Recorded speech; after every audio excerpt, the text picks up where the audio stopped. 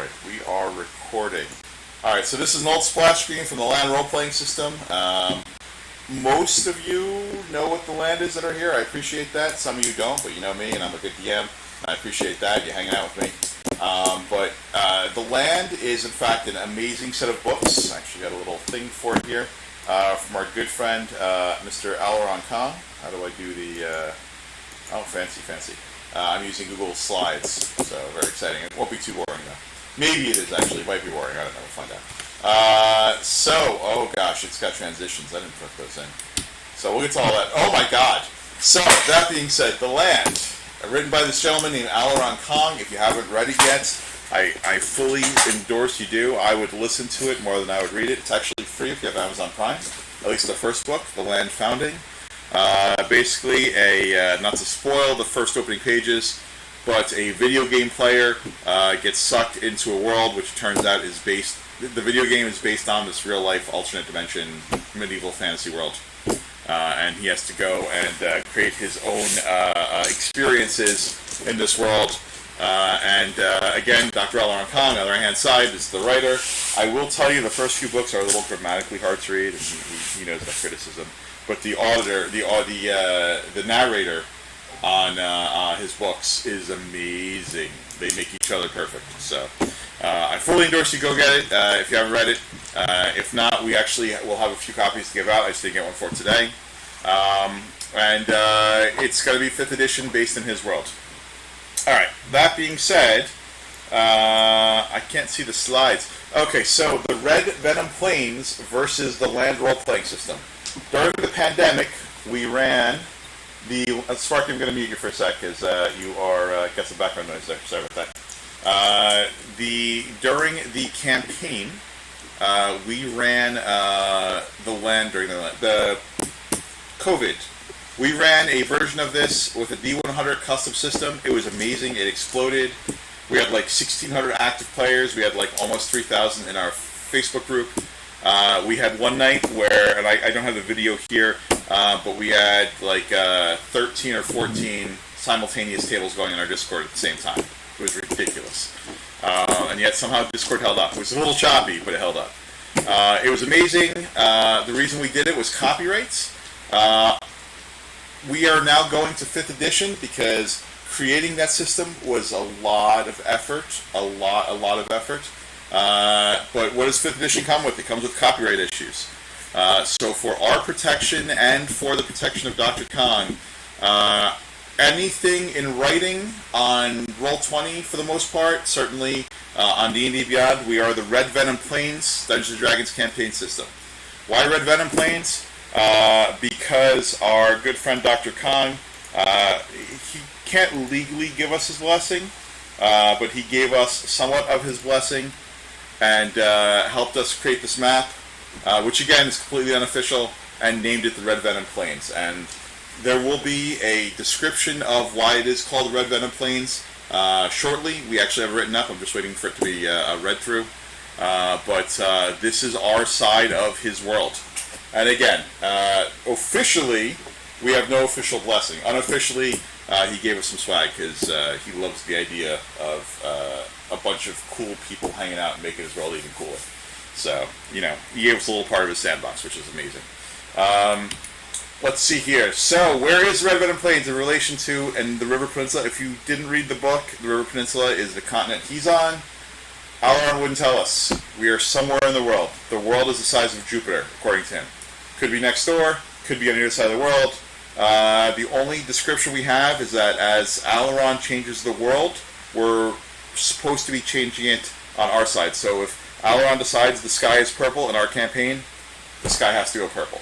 You know, we don't have to, but, you know, it's suggested at least. That was the understanding he gave us. So, how else are we connected to the books? That's a question that I get from book people, and that's a question I get from D&D people. Although I'm learning that D&D people don't care as long as it's a good game.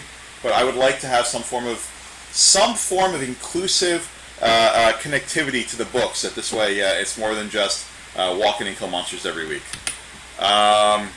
Pretty much every other way. For those who don't read the books, these are the symbols for magic. Oops, I'm sorry. Let me go back some. I forgot this isn't Roll20. On the left, those are the symbols for magic.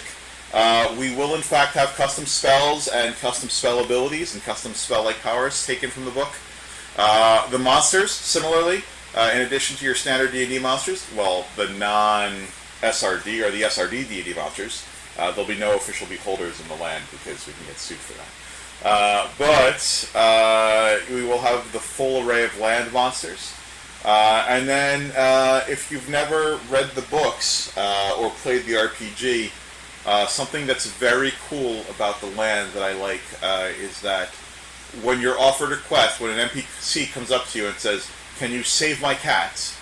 you will get a quest prompt showing the name and the reward. And it makes DMing 10 times easier because the adventure is right there laid out in front of the players. It's a very meta world, meta being that if you're sucked into this role-playing world, you could see yourself as a character. Think Jumanji movies, the new ones, where you have a character screen, and that'll all be explained to the new players. We have an actual adventure that teaches them the introduction to it. But one of the things that made DMing in this world much easier, like I said, was the fact that you didn't have to kind of goad people into it to be good people or goad people into it with money. Because as soon as a quest gets offered to them, they have the option of taking it or not taking it. They have the option of completing it or not completing it. And it's a fun thing where sometimes to do the right thing, you have to fail a quest or vice versa. So, how else? No pixies. It's a thing. I guess it's in the story. You'll understand one day. But I know Elkin likes playing a fairy. Or I don't know if that's a pixie or a fairy, but there are no pixies in the world. Similarly, gnomes are there.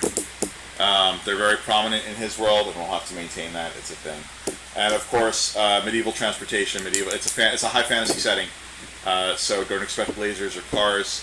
Although ironically, we have Warforged that could shoot Eldritch Blasts, which in no way is a robot that can shoot a laser.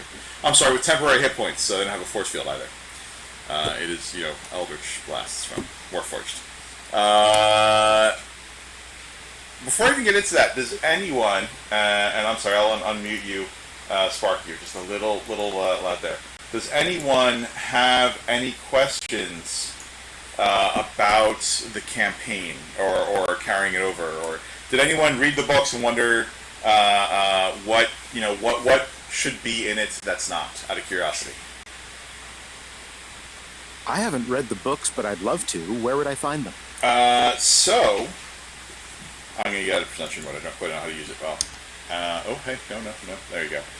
So, Alaron Kong, litrpg.com, litrpg.com, or Amazon. If you search for Alaron Kong, and the first one is The Land Founding. It's this one right here. I can't ping on this without changing. Gotcha. I've been working my way through it. Yeah. They're also on Audible. They're the Audibles are worth the buy. No question. The reason we got into them is Salagorn and Tillian and I were driving down to Disney World, and they had a $1 book for Audible. It was this book. They had a whole bunch of series starts, and I just randomly grabbed this one for the drive down. And normally, we take turns sleeping while we're driving. One of us will drive and the other two will sleep. And I put this silly book on, and all three of us stayed up the entire 16-hour drive from New Jersey to Florida listening to this stinky book. Because it was just so entertaining. So, I fully endorse it. As soon as we heard it, I had to reach out to the guy, and then it turns out there's 8 in the series. So far. And we just got addicted then and there. So, I fully endorse it, like I said. It's a little crass sometimes. I don't know if I'd let a little kid listen to it, but certainly it's not R-rated. It's PG-13, I guess is the best way of putting it. A little crass sometimes, but he's a good guy. 13 and up is definitely where it's at. Yeah. I've seen people let their 8-year-olds read it. That's fine. That's their prerogative. I would not. 13 is about safe. That being said, any other questions on this before I move on? The adventures are all made for Roll20? Yes, and I will show you guys what a current D&D adventure that I'm running looks like, so you could see what, if you want to DM, what that process looks like. That's in this. I kind of skipped over the content here. So the quest pop-ups, is there like an API mod? There is. You know what? They're not in that, but the sounds are in that. Are in our mod already. So there will be a splash page with the quest, and then actually it's great because players could move their minis onto the yes to show they accept. And then we have all of the audio. Some great folks in the campaign went through the books and stole all of the fancy sounds that they use in the audiobook. Because the audiobook uses, in addition to narration, they use some sound effects. And we have all of those in our game now. So it's very cool. That's cool. Yeah, yeah. So when you get a quest, there's a little doo-doo-doo-doo, you've received a quest pop-up. And you scroll to that page, and it's got the little pop-up bubble, and you click yes, and then you know the players are good to go. And actually, there's a quest success and a quest failure splash page also, in addition, which is pretty fun. We put in every module. And then there's a few other things, like when they get skills, and we if you know the books, we try to include as much as we can. When we did the original D100 RPG, we tried to stay as close to the books as possible. Obviously, D&D is not as close to the books as possible, and that's intentional because we didn't want copyright issues. So we have to find that medium between where it still feels like the land, but it's still D&D. Because something I was told when 5th edition came out, and I was not a fan of 5th edition when it came out. We were in the initial playtest, and there were things I didn't like about it. I really like 4th, although I see its errors in hindsight, is that you have to go where the new edition is. Because while there's a lot of people who love what you're putting out, and my new campaign proves it, everyone is playing D&D, whatever the current edition is, and you're going to get new and awesome players, adapting to them rather than trying to make them adapt to you. So, my opinion on it. We'll figure that out as we go on. That being said, we were going to get into. We just went through basically a little bit about the campaign. I'm going to go through a little more about it. I'm going to show you what a game looks like today. One of the ones I'm currently running, so what it looks like to DM, how it's set up, and how it flows. Then we're going to go through, like I said, the behind the scenes of it with the APIs I use. People always ask what APIs do I use, and also like the loot tracking sheets for those who haven't seen them. And then lastly, copyright. Copyrights. Why we're doing what we're doing. And everyone who stays has a chance to win. I'll put it that way. I'm not saying that Alaron Khan is formally supporting our efforts here, but a little birdie reached out to me with a couple of lovely gifts for anyone willing to put in the time to help. So we greatly appreciate y'all here, because he loves his fans. During the pandemic, he was giving away money left and right to help people out. Like every week, he'd give away money to his fan base, just to help them get through bills, which I thought was amazing. So he's a good guy. That being said, let's go back to this. Something I learned, like I said, a successful campaign setting expands on existing rules, does not seek to restrict them. I have friends making campaigns right now. They are turning away new players because they don't let them play an Astral Elf. Not joking. People want to play what they want to play. So our goal is to try and find a way to make every ridiculous decision Wizards makes. They make many awesome ones, but several are ridiculous. We need to find a way to work those rules into our campaign without making our campaign ridiculous. So that is the primary concept of our campaign, is to expand on core D&D to make it feel more like the land, rather than to change core D to force it to feel like the land. We tried doing that with the Land RPG. We had great success on it, but it was too hard because everyone had their own vision, and everyone had... no one knew the basics of it without being fully explained. You have to go through a course to understand how to play that game. People know how to play D&D. People love D&D. Whatever edition it is, people are going to have fun playing it. And our goal is just to try and take D&D and make it feel like the land. I've been working little tidbits into my Greyhawk campaign.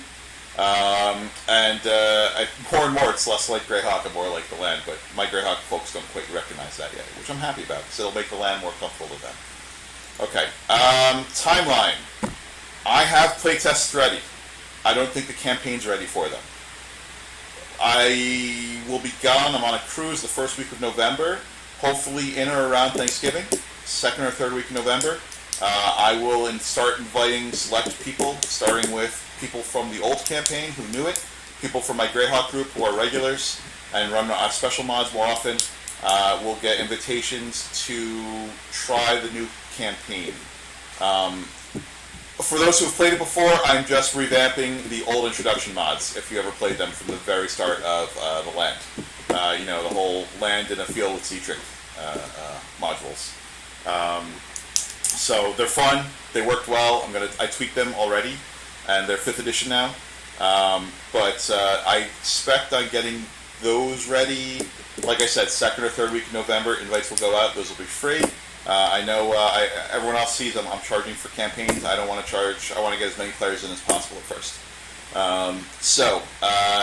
For those people who are interested in DMing them after you've played them, it's a great way to build up your start playing reputation, and I'll explain that in a little bit. But I got my start by running $0 games, and then I moved on to $5 games, and it got my reputation up, and now I can't say it out loud, but certain large companies have hired me to do play tests for their product because I am so well reviewed at Start Playing that I've, plus also, I had a Reddit fame issue in it. But I have certainly earned a reputation at Start Playing Games, and this is how I did it, by running some slot zeros. Okay, so in December, again, we'll start inviting people who aren't running the games and the general public to start running these playtests, to start playing these playtests. So this way people understand what the land is, people have some fun with it, we see what does or doesn't work. I might actually work in some higher level playtests at that point. That's the great thing about D&D Beyond, is that you can level and de-level your character quickly and temporarily. So, we can make some level 10 adventures, we can take the level 15 adventures, and see what works with those. My goal is to do basically that. In addition to running my normal campaign, I'll run 1 or 2 tables a week of that, and I'm hoping that some of you guys, folks, some of you people, and maybe anyone else who has interest will be able to run into some new players, because there's 2 possibilities right now. Possibility 1, we have our locals. We have maybe 75 to 100 players. I mean, that's a lot, but I know we have that many active between my group and the land currently. But I'll remind you that in 3 months during the pandemic, we had 1,000 active players. We were running 25, 30 games a week on average. I think at one point we were up to 40 games a week on average, which is, kind of crazy. That being said, I don't expect it to balloon that much, but it would be nice to have people willing to try it, especially if it's a free game. Free games always bring people out. That being said, early December, I also have documents to go out. I have playtest documents to go out. So you will see, I'll give you an example of one here. I'm just waiting for, I have apparently a proofreading expert who's going to read through these for us. I'm not great with the typos because I type fast, just like I talk fast. But big thing, again, I can't put D&D rules in a document. That is copyright infringement, even if they're SRD. What I can do is I could explain how those D&D rules affect our campaign, or how the land stuff affects our campaign. Or, variations that we can include in. By the way, this artwork is from our AI program, Midjourney. I have installed on the server a AI program that allows everyone to get 25 free images generated by AI. I personally pay for it, so I get more than that, obviously. But it's pretty nifty, and we'll be using that. I'm going to be combining the Discord servers at one point, probably the end of the year. Yeah, so this is about races. And the rest of it's on there then. But that being said, we will have documentation like this out in December. Next up, January, official launch. Weekly adventure releases. Slower leveling than I currently use in my current campaign. We're going to use experience again. Also, and I didn't put it in here, for DMs, there will be 4 settings in every adventure. You can ask your party. It'll say what level the adventure is, so it's a 5th level adventure, or 4th level adventure, or 19th level adventure, whatever. And then there'll be 4 settings. easy, normal, hard, and I don't know if it's called impossible, if you call it challenging. Because if your players are higher level than 4, they might want challenging because it'll be probably like a 7th level adventure. Or if they're really geared, you may want to suggest, making it hard. Because not every party is geared properly or has the same skills. The other thing is that it's going to have 2 types of settings. It's going to have a skill challenge setting and a combat setting. Because some groups are really good at skill challenges, and some groups are really good at combats and not good at the other. So as a DM, you should not have to adjust. The adjustments will be there. You just choose which level of monsters to put in. And again, I see it now in all of my parties. Now, I have very good players, but some players are really bad at role playing and really bad at skill challenges, but murder stuff. And opposite, I have players that are the opposite. So, as a DM, I don't want you to have to think too much on it. You're allowed to, but you don't have to. And events throughout 2023. If those of you haven't heard, I have spoken to the powers that be here in local Orlando. And we will have a presence at MegaCon. And it depends on how many people we can get pre-regged for it. I'm going to put that information up in November, certainly.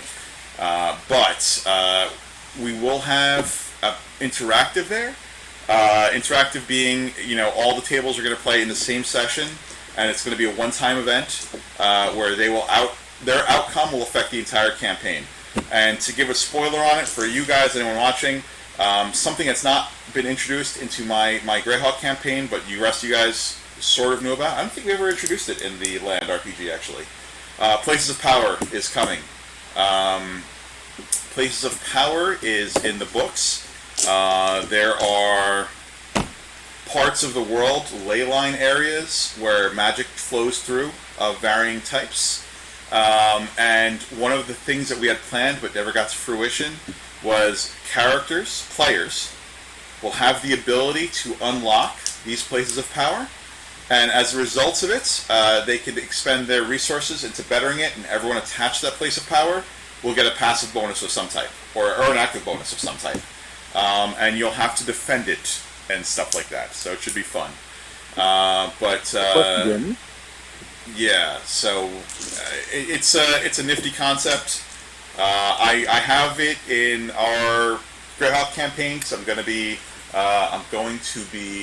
testing that soon because I've had those. Do I have it here? I do have it here. These were rooms that could have been implanted into that. Like, for example, a mushroom farm has to be underground, or an agricultural farm, or a livestock farm, or etc. It goes on.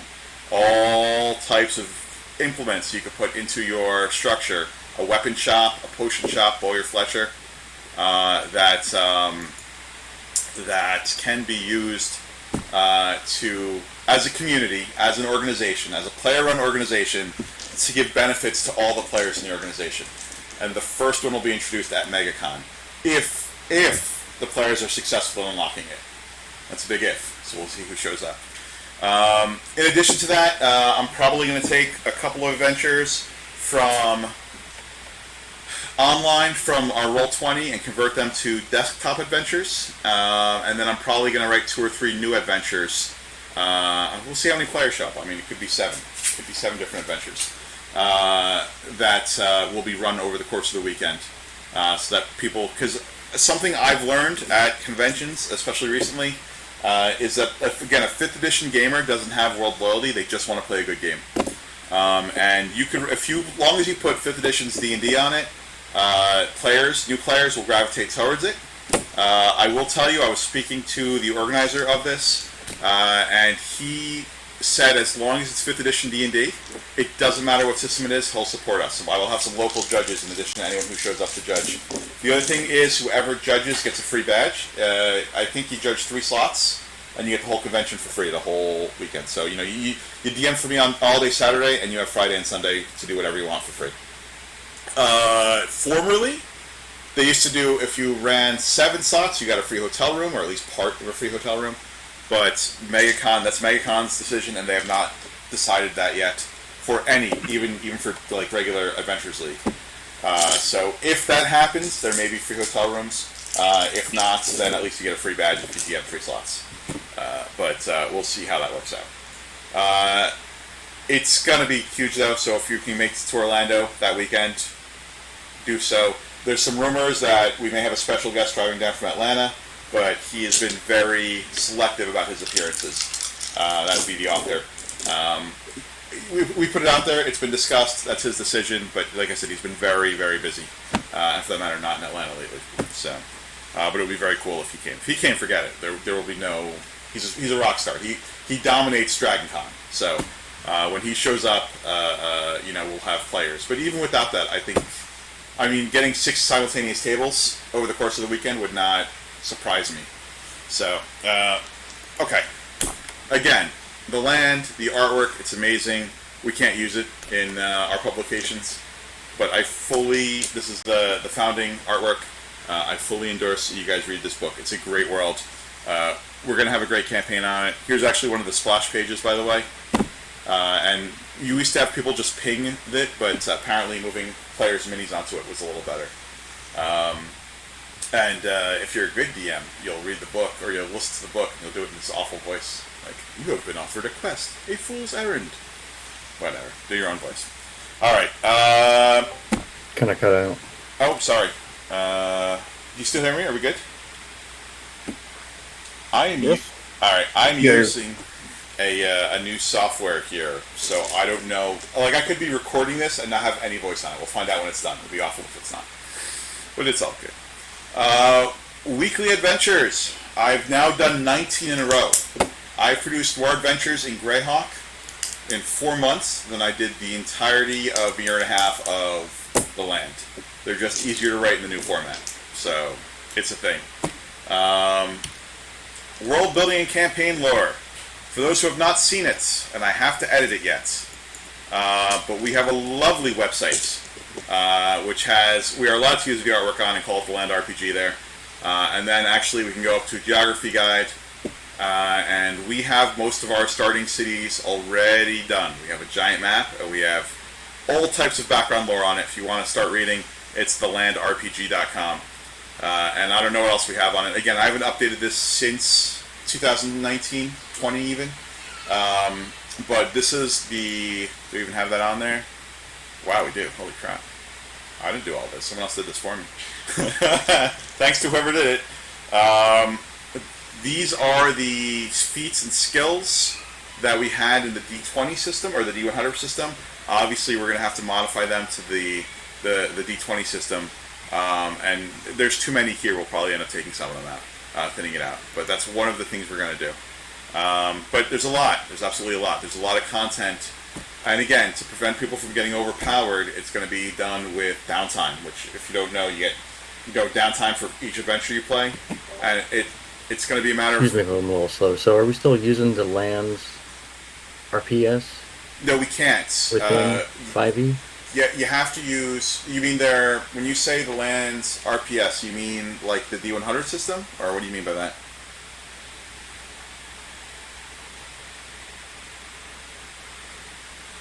We're using a lot of the content we created, but we have to modify it to D20. And I may have missed it, but the character sheets that we had Oh, no. previously, Yeah, no. what happens to those? We're going to use them on... So, Or are first they thing is, transferable?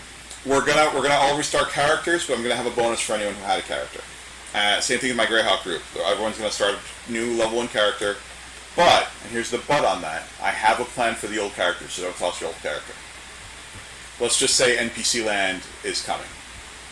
Let's just say that. That being said, you could be a descendant of, you could be a what of. There may be a chance to transfer certain artifacts. That's coming. That'll be announced in January when we do it. And that's just because I don't want people to tweak out before then, with different how they're going to build their stuff. But there's no way those characters were so already that there's really no way to bring them into that fold. But I have it, like I said, it's the Land. Everyone's built with chaos, so we have some lovely stuff. We have some lovely stuff. As I want to thank everyone who played in that campaign, and as a great example to that.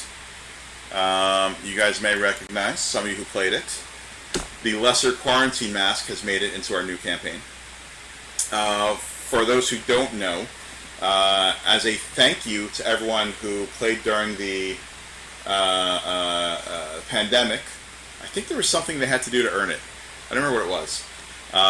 But they got a lesser quarantine mask, or a greater quarantine mask if they shared. I think Dr. Kong put out a like a health advisory or something like that, and they'd share it on Facebook or something. And if they did so, we gave them a magical item that gave them poison and disease resist, and that is coming over. So if you had that in the old campaign, you still get it, because that was just too cool to not give out. And if you notice, that's on D&D Beyond, so it's officially been adapted. That mask is kind of funny. Yeah, it was. If you like it, I tried to make it look like it's leather, but it's still one of those masks. One of the. Yeah. Anyway, we had some fun in that campaign, but that's the type of stuff I feel that modern D&D is certainly lacking, where you have these little personalized touches that are campaign wide, but they still feel personal. And I think that's the type of campaign we want to build. That's what's going to set us apart from all these massive Wizards-owned campaigns. Is the fact that we have a fun player base. We have cool people, and we like making fun of ourselves because it's a very meta world, as they say. Although apparently meta is dying, so we shouldn't use the word meta anymore. Custom sub-skills. Some of you guys are going to recognize these, but I took a whole bunch of the sub-skills from the land, a whole bunch of the skills from the land, and made them sub-skills in 5th edition, and I've been testing them out, and some of them have worked very well on the people that have actually tested them. So, for example, artistry gives you a bonus to reading maps or discerning runes and stuff like that. Balance gives you a bonus to athletics. So, acrobatics, rather. So this way, you may not be proficient in acrobatics, but you could still spend some downtime to train how to walk a tight beam, or on a rope, or what have you. And it's worked pretty well. I've seen several of these in action in the campaign. They're not game-breaking. And again, the question is, are you going to use your skills, your downtime rather, to craft or learn skills? Or build your house? Or that's going to be the great question amongst players going forward. Unlike the land RPG, where we basically let everyone do everything all the time, in this one there's going to be a control of time, as to you only have so much time to play your character outside of playing your character. And are you going to learn a skill, or improve a skill? Are you going to learn a language? Are you going to craft something? Are you going on secondary adventures? There will be secondary adventures also. What else do we have? We have custom feats, backgrounds, and character options. Speaking of, another skill that our RPG Greyhawk players have not seen. There you go. And this one hasn't been published yet, but I have skill training in swordsmanship. So this, it's a thing. I'm going to change it to heavy blades. We can't use swordsmanship anymore. Dr. Khan calls it swordsmanship in the book. I've never heard that term outside of anything. It's going to heavy blade, because he's got small blades, but then he's got swordsmanship. So we may end up changing the word swordsmanship to another thing. But as you can see, in addition, it's a mini feat. You spend time to learn how to better use your swords. 10-day, you feel natural wielding a sword. You can find more than once. You find it can do more damage towards an enemy, so you have +2 to damage rolls with swords. These you can't just learn, you have to get trained. You have to find a specific trainer to teach you swords. But I have something cool coming for that. We'll get to that in a minute. But again, these are all ways to improve your character that are going to be balanced, because they're going to be limited by time, and they're all going to be things that Richter, that's the name of the character in the Land series, did. So if you want to learn air magic will be explained later. If you want to learn swords, if you want to learn... it's another skill he did. It's been a while, guys. Crafting. All of those things will be there as things you could learn with your downtime. Alright. Custom spells. Weak Air and Wind. In the book. But again, this one is an air magic spell. Usable to all classes, but you have to learn air magic, which is just going to be a skill. And then you gain access to air magic spells, which you can cast in one of your normal slots. This is already programmed into D&D Beyond. I'm using the moniker RVRPG in the name. If you search for RVRPG, you will find everything I've thus far programmed, which I think is 3 items. But this spell will show up in your spell book like any other spell. Again, as long as you're an air person, you can learn all the air spells of that rank. Okay, so custom items. I showed you the Lesser Quarantine Mask. These are all things I want to include from the books into our thing. Player capable organizations. Did we get into these in the RPG? In the D100 one? I don't think we did. Not that I know of. So I got into them here, for example. Apparently we only have one in the Dark Watch. But this is a really basic version of one. I wanted to get more complicated with them, but I haven't had time to delve into them more. But I might let players delve into them more. You know, this happens to be a group of knights that fight against undead. A lot of people are currently in the free mages of grad school. As you can see, they made their own heraldry for it. But again, I would like players. I want to have several generic ones players can join that give bonuses, and then I want to have the ability for the players to make their own. If they want to form their own organization with bonuses,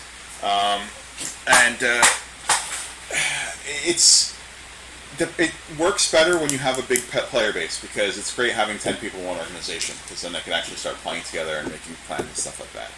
I haven't seen it yet in ours, but certainly they've gotten the bonuses, and we've seen some roleplay out of it.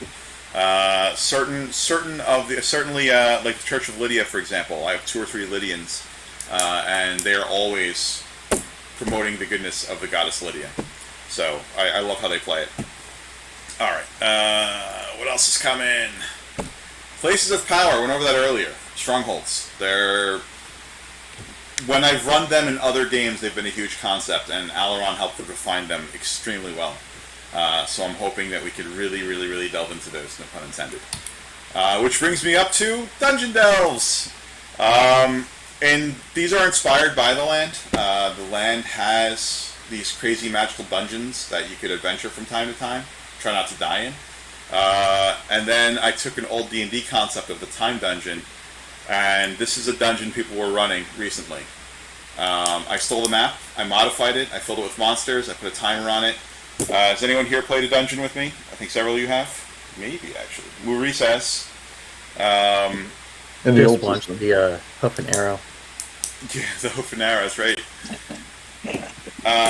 Maurice will tell you they're a ton of fun, but they're super challenging. And it's just like the dungeon is. And my goal is to allow these to be once a month. People will have a chance to run them. I don't want them to be run as regularly as they were in our last campaign, because you could spiral out of control with them. What I've done with this one is you don't get experience from it. You just get treasure. So it seems to work. People seem to enjoy it. It hasn't unbalanced the campaign. I think Maurice has probably run 3 or 4 of them now, and he still dies left and right. He's being very quiet. He must be busy with something. But yeah, they rock. This does bring up one of our biggest issues right now, though. I have no maps. I'm really bad at cartography. I can make maps. I'm just super slow at it. We have a map maker, but she's also very busy. So if anyone wants to design maps, and literally I can make an adventure out of almost any map, then let me know. We need a map maker. Again, I'm pretty good at saying I just need a map that does this, and I can adapt whatever you make into it. And I'll even pay for one. There's like a $5 a month mapping program I had that was pretty cool. I just didn't have time to make maps. I think. Oh, hold on. Crafting. Crafting was huge in our old campaign. It has not been at all in outside of scribing scrolls. Has not been at all in my Greyhawk one. If you were a crafter, if you remember crafting from the old campaign, I need your help, because it was a lot. It was a lot. It was more than just making scrolls, guys. It was you could modify stuff left and right. I don't want to make things too broken, though. It's a matter of we got to put limits on it. But crafting is a huge, huge part of the land RPG. Typically with crafting, you have to go on a quest to find Correct. the right magical thing you need to craft it with. I think It's a big limitation. The biggest issue we had with crafting was that we let people make items that were singularly too powerful. You could add 15 things onto your weapon and make it a destroyer of all type. We have to limit how many adjustments someone can make on a weapon.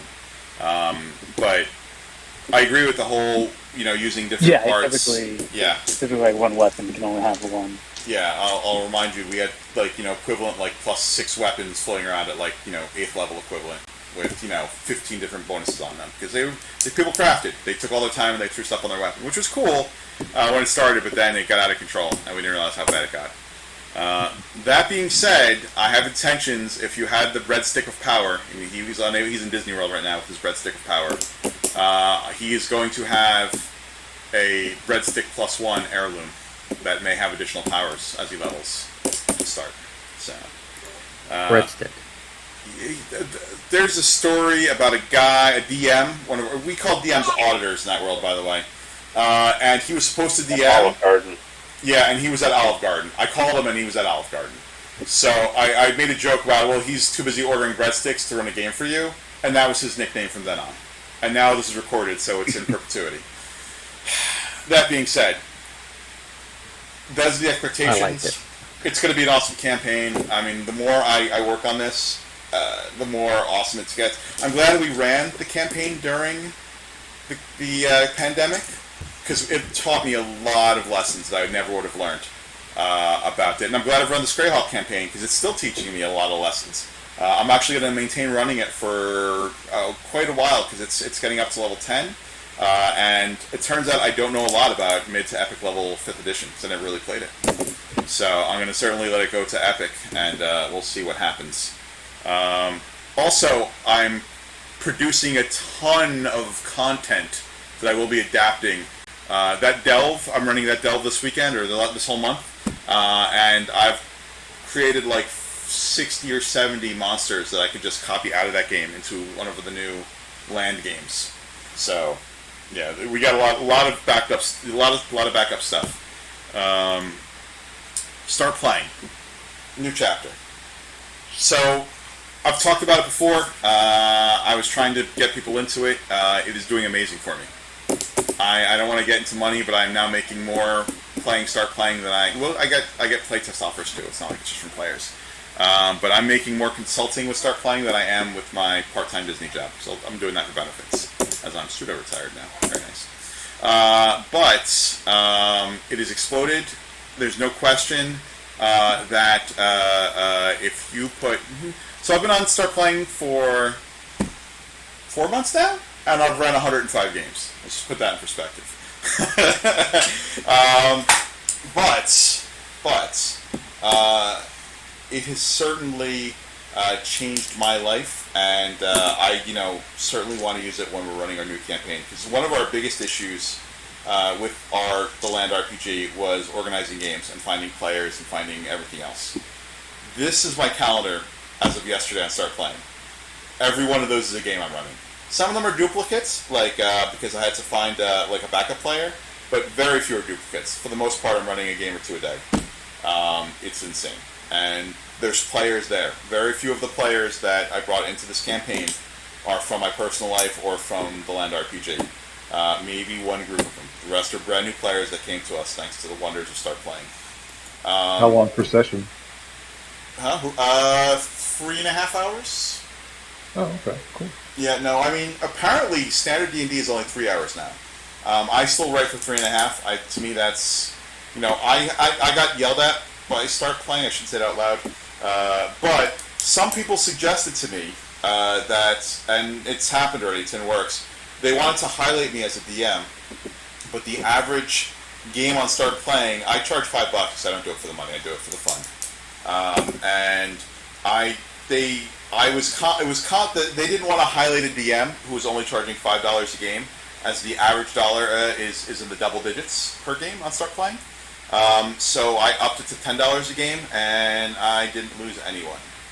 I had a couple people drop from regular to sometimes, but literally, I had a guy who told me on Friday he couldn't play regularly Fridays, so he was dropping out of my regular Fridays group. He wanted to hop in. And I was like, that's fine. I went to sleep. I woke up, I had a new player. Didn't say a thing to anyone. The guy just dropped for my campaign, and a guy saw it and took it that fast. So it will build up. I built up my reputation. I got good reviews from 49 different people. That's all I needed. And that's that. I haven't really farmed reviews outside of people that have played for me. Like I said, it really, really, really, really, really builds us a good player base. Huge. Tons of people playing, start playing. I don't mean to put down players who aren't playing, because everyone is a good player. But the fact that I get two things from start playing I never had on a regular basis. A, near 100% show rate. They can't cancel within 24 hours. So they have to contact you. They can't just drop. Not that I really had a problem with that, but you're in full contact with your players. And also, anyone who's willing to pay, and we're going to $5 for the campaign. I'm not worried about that at this point. I'll be featured by then, so I'm going to drop the price back down. But anyone who pays for a game is going to show up, unless there's an actual emergency. It's amazing to me how I don't have to fish for players. I show up 10 minutes before the game starts, sometimes when the game starts. I log in, there's players waiting. If anything, they forgot, I'll message them and they'll hop back on. So it has been, and you guys, for those of you who remember the when we played during COVID, like, we'd spend a half hour fishing for players sometimes, because we'd have 3 or 4 show up of the 6 that were signed up. So, the reviews allow for different types of DMs. My good friend Stormy, who I was talking to, who couldn't make it today, but is looking at running, he's a brusque, rules-heavy DM. He's a very good friend, and he has his moments where he is rules as written, more so than I am. However, I've had a small percentage of players who don't like playing with me on a regular because I'm not rules as written, because I am more of a fun DM. But my goal is to everyone who's a DM, we're going to have a profile page, and it's going to say what you DM like. So that if you are a rules as written player, you're going to play with him. If you're a silly player, you're going to play with me rather. You're going to let me be your DM. I like that a lot about Start Playing, because again, everyone has different play styles, and not everyone matches with good players. And anyone who's a Start Playing regular from outside of me will tell you they've had really awful games and really awful DMs, and simply put, they won't play with those people again. So I don't think we have any really awfuls here, but certainly, like I said, not everyone's play style, and I like the fact that with Start Playing, it's not like, hey, who's an available DM? Nope, that's, Stormy, he's a very rules-heavy DM, I want him. When is his next game? Again, you can't there's a policy about charging the same. For this campaign, we have to charge $5. I can't charge 10 for everyone, I can't charge 0 for everyone. We can't let one DM run 0 while another DM is running 10. At some point, when you get a private group, you're allowed to up or down them if you want. But if it's an open game available to everyone, then it has to be that set price of 5. Some of our DMs, some of our friends, cannot earn money. They work for the government. My wife works for the government. She has to declare everything she makes and justify it. So if you don't, we have ways around that. We could put it not in your name. We could put it into the campaign's name. We'll have a campaign account. And then you just don't get the reviews from it, unfortunately. But what does it matter at that point? You're just having fun. And Start Playing will advertise our campaign on social media accounts for free if we build a campaign. I already discussed it with them. So you will see ads for the Land RPG on Facebook if we actually go through and start playing. So they're awesome for that. It's because That's pretty cool. what do you call it? In fact, if we make that campaign account and we have a DM who doesn't want to or can't make money, and we'd still swag you out if you DM and you can't take money legally, we will swag you out. You will be getting T-shirts and crap. They said if we get any campaign money, we can put it into. Well, it's not there yet, but they're looking at a way to allow us to buy advertising through their reduced rates on Facebook and Twitter and all that fun stuff. So certainly they're going to highlight our games on Twitter for us because it's 5th edition, and Wizards pays them to promote 5th edition. It doesn't matter what campaign it is. So I thought that was really cool. Loot tracking. Those of you who, what he was talking about earlier, there's a campaign tracker sheet. In those of you who have not played the old RPG, I had an incredibly inclusive character tracking form because it was all custom math, and it was like 25-page Excel sheet, Google Sheets, and it did all the math for you. You just did drop downs. We can't do that in 5th edition. if you make a D&D character sheet with calculables, Wizards will remove it. They will force it to be removed. So we can't put character options on a character sheet. We can track money and favors and loot, though. This is a simplified version of it. This is gloves. I see you on here. This is what they have now. They don't know what this could be. But we're going to do something like this, where you get to choose the adventure. Wow, we're almost out of sessions. Huh. And that's that the 2 special adventures aren't even on here. Alright.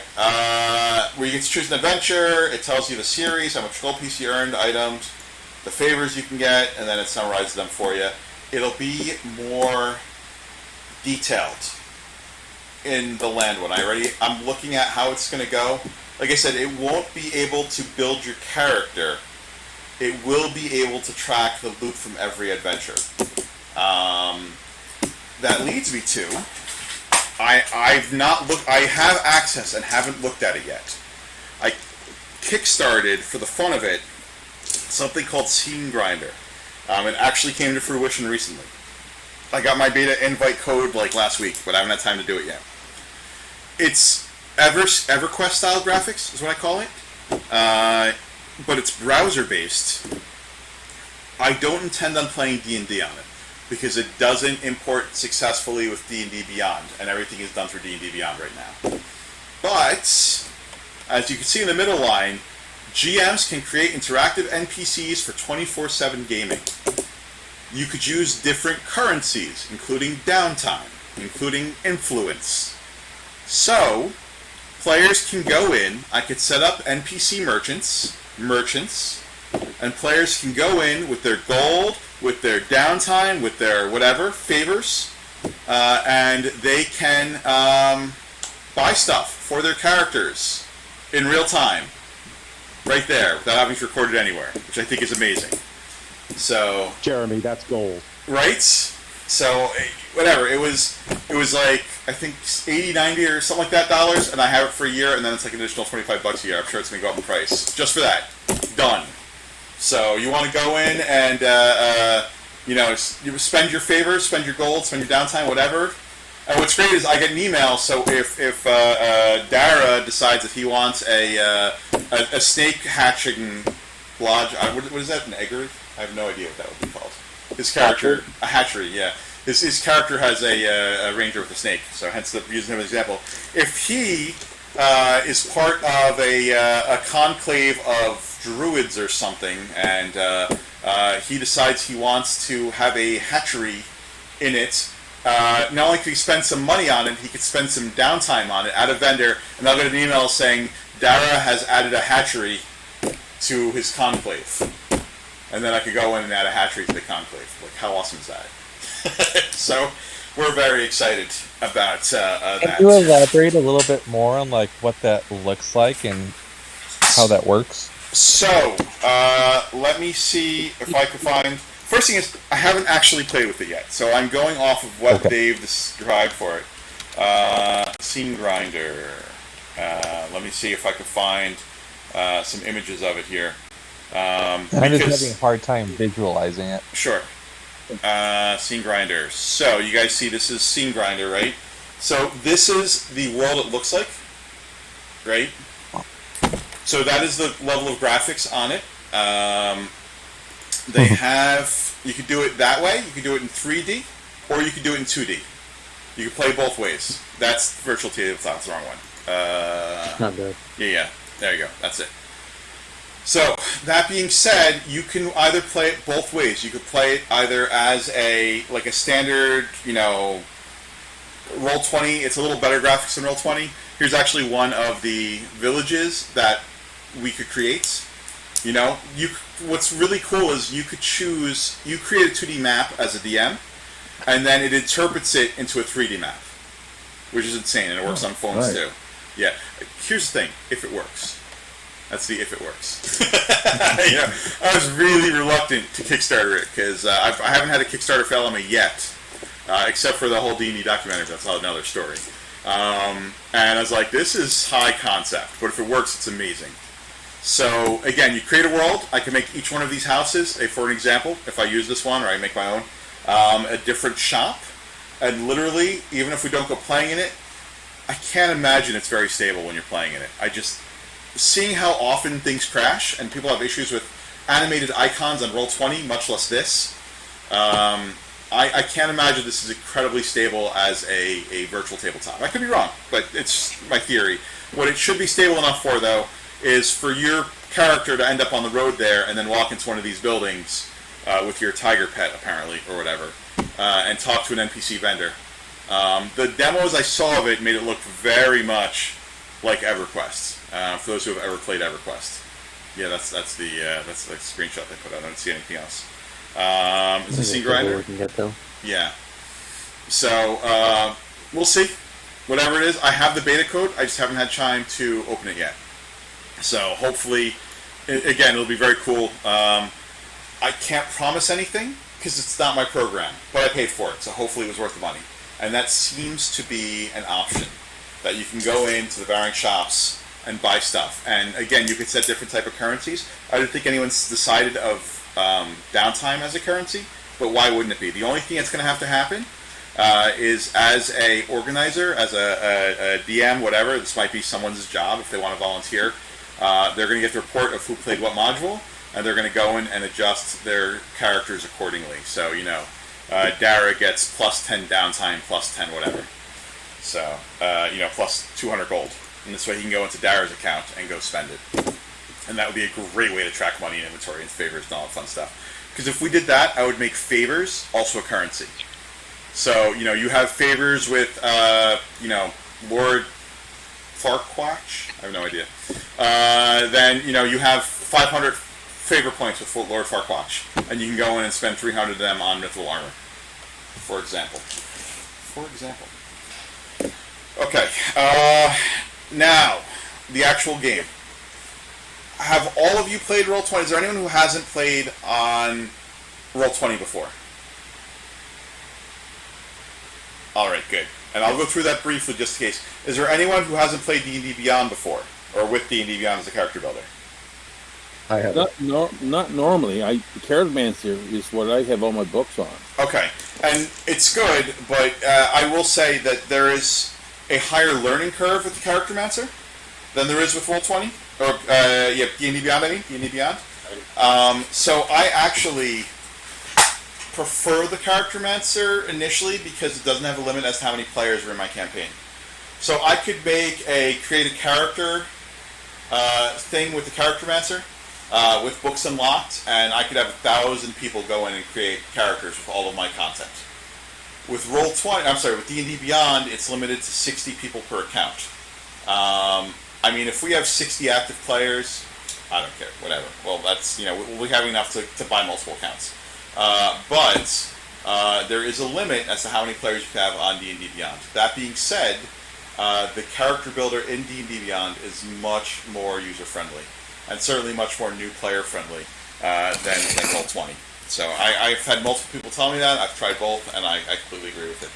Do you have access to the books for the players? So I do, yes. Right now, I have a campaign that's fully unlocked. I think I have every book, or most of them. This is going to be for our VIPs, etc., all of our DMs, and all the people that have access because they've been going through the, I'm going to make a second campaign for the new players, and I'm just going to buy the 4 basics on it. Player's Handbook, Tasha, Xanthar's, and Monsters of the Multiverse. Yeah, I think those are the basic 4. There's a starter set, it's like $100. We'll see how many players we have, right? If we need a second one, I will buy a second one. It won't have every expansion on it, but it'll have most. And if we start going and the campaign gets a couple bucks from us role-playing and DMing, then I'll just throw some more books on it as we go along. Again, having too many players for a campaign is a problem I want to have. You know what I mean? Right now I have a campaign has a maximum of 12. I have 2 open campaigns. I have enough space for another 25 to 30 players. Some of these aren't active. As a lot of our players have their own stuff. That's the other thing I've discovered. A lot of our players have their own stuff already. So they don't need to hop onto one of these campaigns. But this link is actually in this Discord. If anyone needs it, it's in the Lydia's library folder. Because Lydia is the goddess of knowledge in Greyhawk. So that's what we named it. Of course, we're going to have to drop all these Greyhawk terms when we transfer, which is unfortunate, as Lydia's sort of my girl. Again, everyone's more than welcome to join it, and we will again have another one as we expand. When this one fills up, we'll go to the next one. And I hate to say it, but it's like, first come, first served on the good campaigns. A couple of things on that too, Jeremy. Yeah. With D&D Beyond, you can have the new DM account set up new campaigns, and then you can create a character from your main account that has everything, and then fill up one of those slots and share the content for that whole campaign. Everyone who joins. You are amazing, sir. There is a limit on the amount of accounts I think you can share content with. Yeah. And that is an extra feature you have to pay for on D&D Beyond. Yeah, I'm paying for the highest account right now. So whatever. Exactly. Yeah. So that's amazing. So you just solved that problem. I'm glad I didn't buy any new books already. So Yep.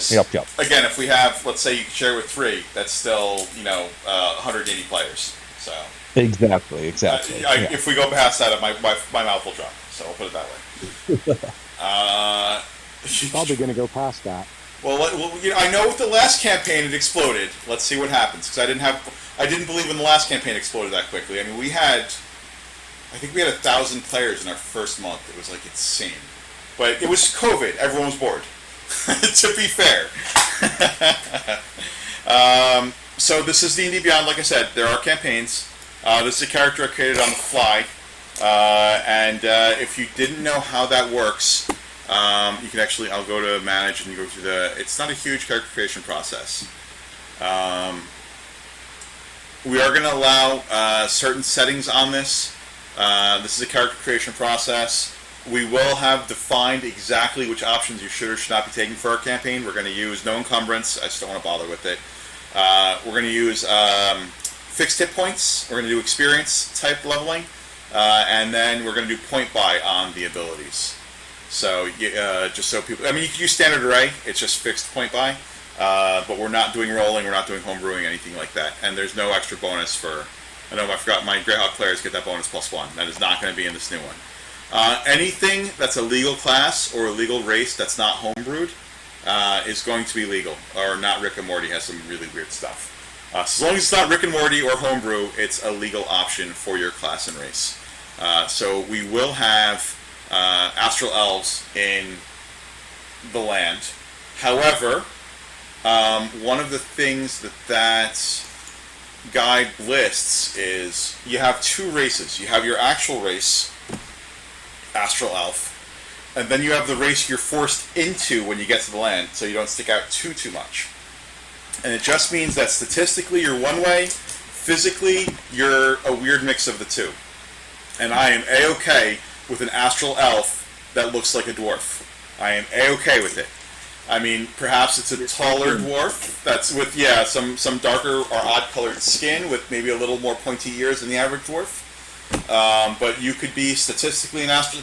The whole point of the land is that you are sucked from your world into the land. And you are put into a new body in the land.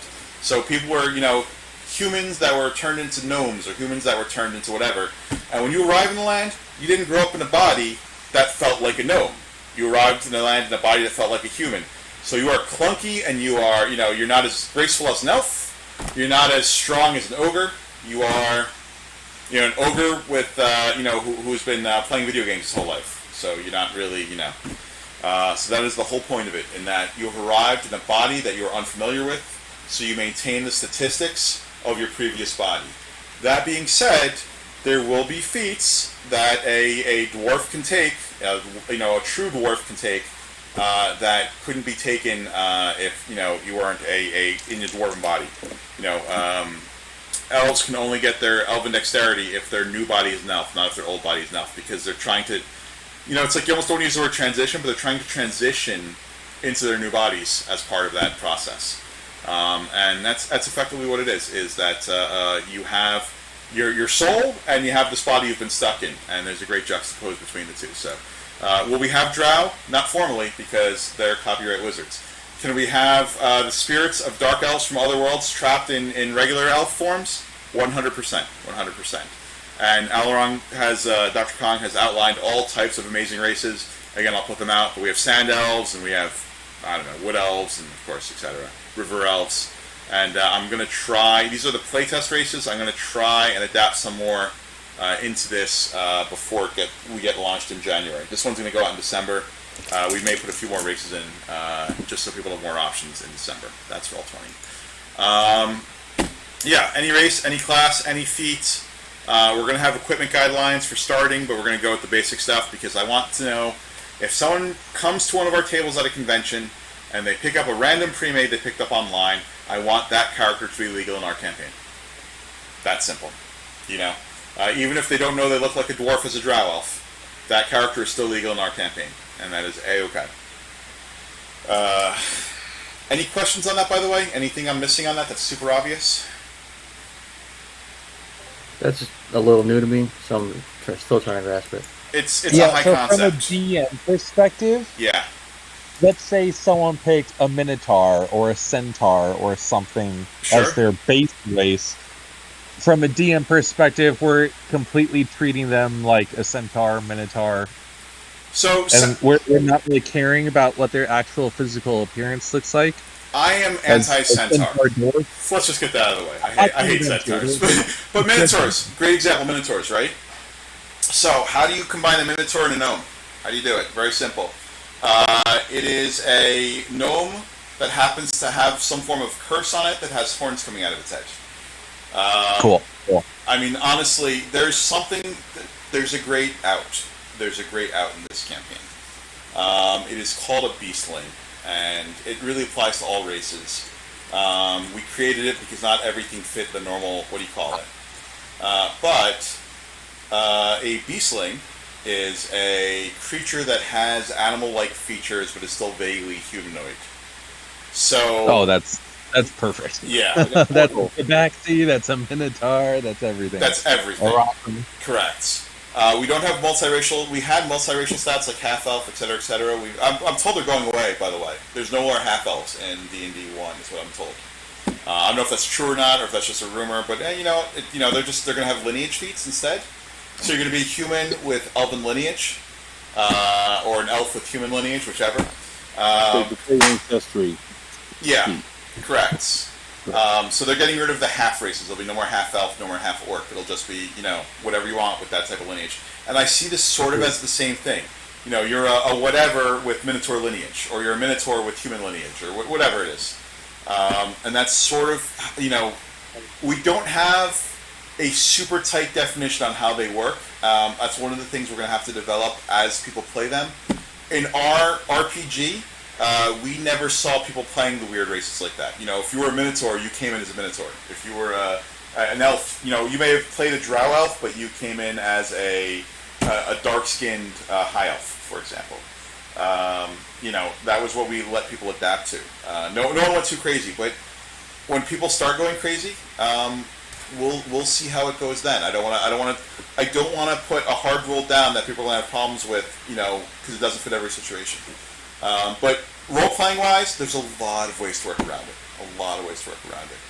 So, alrighty. That being said, any other questions on that?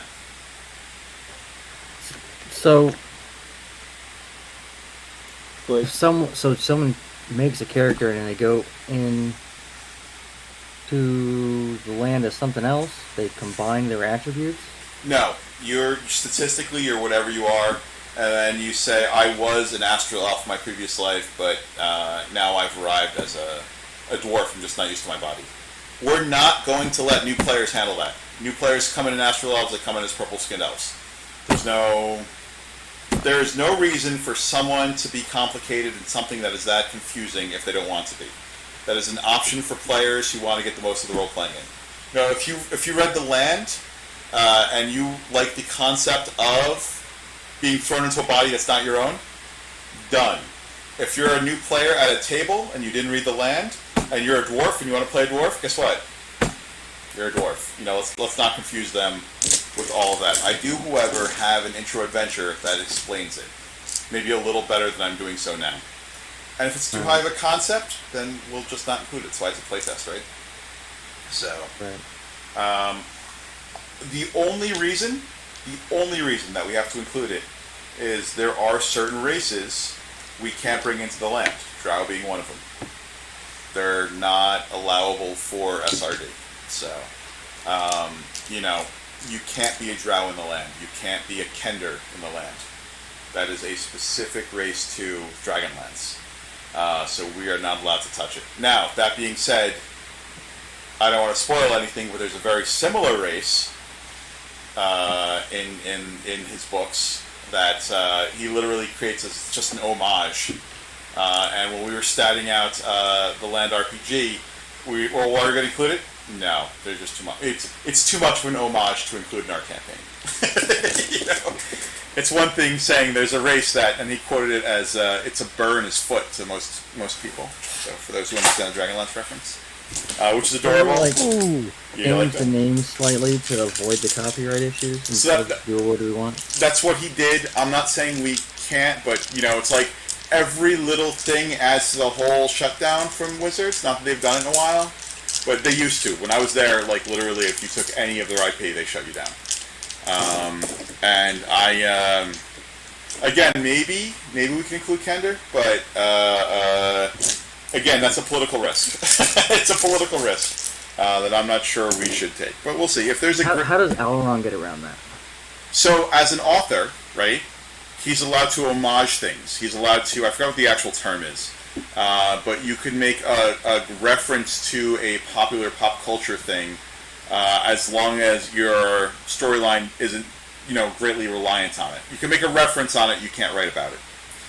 So, we can make a reference to Dragonlance. We can make a reference to the Forgotten Realms, thinly veiled or not. Just as a passing reference, but if we bring in the Knight of Solemnia, or if we bring in the Red Wizards of Thay, or a certain dragon from a certain, named dragon, that is, and when you make them fight it or let the players join it, that is copyright infringement. So, certainly there will, because the whole point of this campaign is that D&D players are being sucked from other worlds. Because you're not being sucked into the land, your player is, your character is, I should say. So I want an equivalent Knights of Solemnia organization being built, because while they are not Knights of Solemnia, maybe they were once Knights of Solemnia and Purple Dragon Knights, and there's a block on your past details in the book. You don't remember everything about your last world. He only remembers part of his life, like memories, like feelings, I should say, not details. So they remember what it is to have my honor as my life, but they don't remember it's because they were Knights of Solemnia. And that is one of the concepts that I intend on putting into the world, that there's going to be things that are homages to things we like of the other world, but not direct steals, not things that are copies of, because that's copyright infringement. So, again, a lot of high concept in that. This is all stuff I intend on getting to down the road. We'll see if we get that far. We should. I got a lot of faith in the campaign compared to previous campaigns. But as writers and as authors, I would love to write a module where someone has to test this, or not a module. I'm sorry. I would love to write a special event where wizards have the ability to take a testified sorcery from Dragonlance or something equivalent to it. I think that would be amazing. Without calling it that, of course. Because when I was a player in the 80s, one of the greatest honors as a character, or for DM, was creating a testified sorcery for any given player, or their group of players. Your character, you were made, you were official when you did one. And I haven't seen that in a campaign since. Or, what's something really cool from the realms that people do? You name it. One of the organizations. We have a Harper Stick organization, for example. People like the Harpers. At least they did. I don't know anymore. I'm not cool anymore. But that is the as a DM, as an author, that is the type of stuff where we have to dance around copyright. And I'll bring that up right now as we're talking about it. Copyright. 5th edition OGL. This is why it's not just about being sued. There's a dark, I don't know of anyone that's ever encountered it. 5th edition OGL, open gaming license.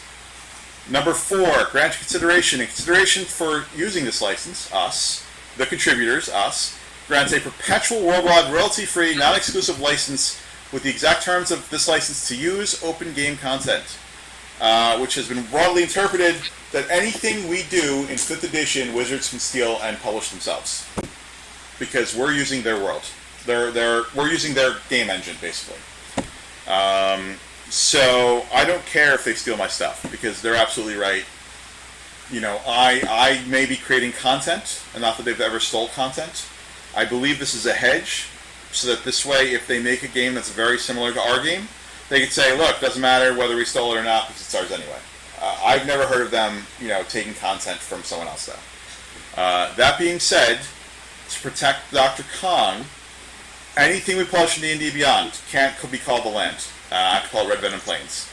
No direct references in anything we publish to the land or anything not SRD. So again, I could actually put a beholder in an adventure. That's fine. I can't put a beholder in a source book that I write. I can't put a beholder in an adventure that we publish and distribute. I can't put a beholder artwork on any of our stuff, because beholders are not SRD. I think the word is OGL, not SRD. Beholders are not OGL, I apologize. Whereas, you know, a dragon is open gaming license, so we could use dragons, we can't use beholders. Also, his artwork, same thing. There have been arguments over Magic players, Magic artwork being stolen from other stuff. I've seen those happen. Whether or not it's intentional or not, I don't know. But any artwork from the land cannot be used on anything that's not our Facebook group or our website. As if we publish something with OGL content in it, technically they have rights to his artwork. And that's not, let me phrase that, they don't have rights to his artwork. We are illegally using his artwork, and they have right to shut us down for illegally using his artwork. So, we are simply a D&D 5e campaign inspired by the lit RPG stories like The Land. That is the official legal term on us. Initially, we were a project that he was, you know, okaying or whatever. As soon as we evolved in 5th edition, Alaron can't be officially involved. And same thing, we are not endorsed by him, nor do we have his legal permission to use his IP, nor does anyone. There's another issue we ran into with the other thing. People saw our project and decided they want to do their own land stuff, and we had to advise them strongly that we got an unofficial nod to do it, but not really. Again, can't say that legally. And we are the only group to ever even have discussions with him about creating our own campaign in his world. He has turned down other authors, like viable authors who have wanted to work in his world before, in their own personal sandbox. And he has turned them all down. We're the only group to ever have the ability to, again, play in his sandbox. And we're greatly appreciative of it. It's a cool world. It's a cool world. D&D Beyond, if you guys haven't used it, I was trying to get to my character sheet here. It's really cool. This is the reason why a lot of people like it. In addition to building a character easy, anything you click here, acrobatics, it'll go into Roll20 and roll it, and in chat it'll actually say what the number is. So I have 24 acrobatics, so I'm +5. I use APIs for you guys. I want to show you under DM screens here. You can see these are tokens. There will be a box of selectable tokens for new players, so they can have their own token if they don't have their own artwork. I've opened up a game of random players. I use red for hit points. I don't know if we want to go back to green next time, because default is green for D&D. In the land we used red for hit points, green for endurance, and blue for mana. There is no blue or green in D&D, but maybe we'll stick with red for hit points. We'll take a vote on it. You see I have a little... Got it from Skyrim. Is it? Yeah. Green bar. That is your hit points if you take damage. -30. It'll actually go to different colors. If you die, it'll go red and put an X on you. It's a very cool API. Put it back to here. And then same thing with initiative. Is the tracker not working on this? There's no grade on this one. Let me go to another one where the trackers are on. So these are the different game slots. Those who ran the land before will recognize it and how I use them. Except you'll notice I don't have the stories written out. Previously, I used to write out all of the box text so players could read it. The problem was it made it really hard to modify when something was different. So I no longer write out player box text. Let me go to a combat here. Let's say the croc fight. There we go. And as you can see, when it's someone's turn, oh, hold on. Let me go to someone who's on here. There we go. Oh, giant crate. Nice. Well, it'll highlight them. It's looking for a different fight is the problem right now. Yeah, because they're on a different fight. Yeah, I use that. That's turn tracker. That's what Yeah. I'm looking for right there, turn tracker. Anyway, so it will in fact track turns. It's a very good API. The other API I use that's really, really nice is group initiative. This is a great one for a DM. Let's say I want to roll initiative for these two. I highlight them. I click my little init button down here, and we'll roll initiative for them if it's working properly. I stole this adventure. I didn't create a new one. Perhaps I should have created a new one for you guys. But let me see if I clear this. Clear. And then I highlight crate here, and I click initiative. In theory, yep. Oh, it just did the turn tracker. Wow. So maybe it doesn't work on players. Oh, there we go. But what's great is, like I said, normally you could do several people at once. So I got Oscar and Corin. Now you're not rolling the players' initiative. I'm just assuming these guys are monsters. So you can highlight monsters, click one, you get the whole initiative, they go right to the turn order.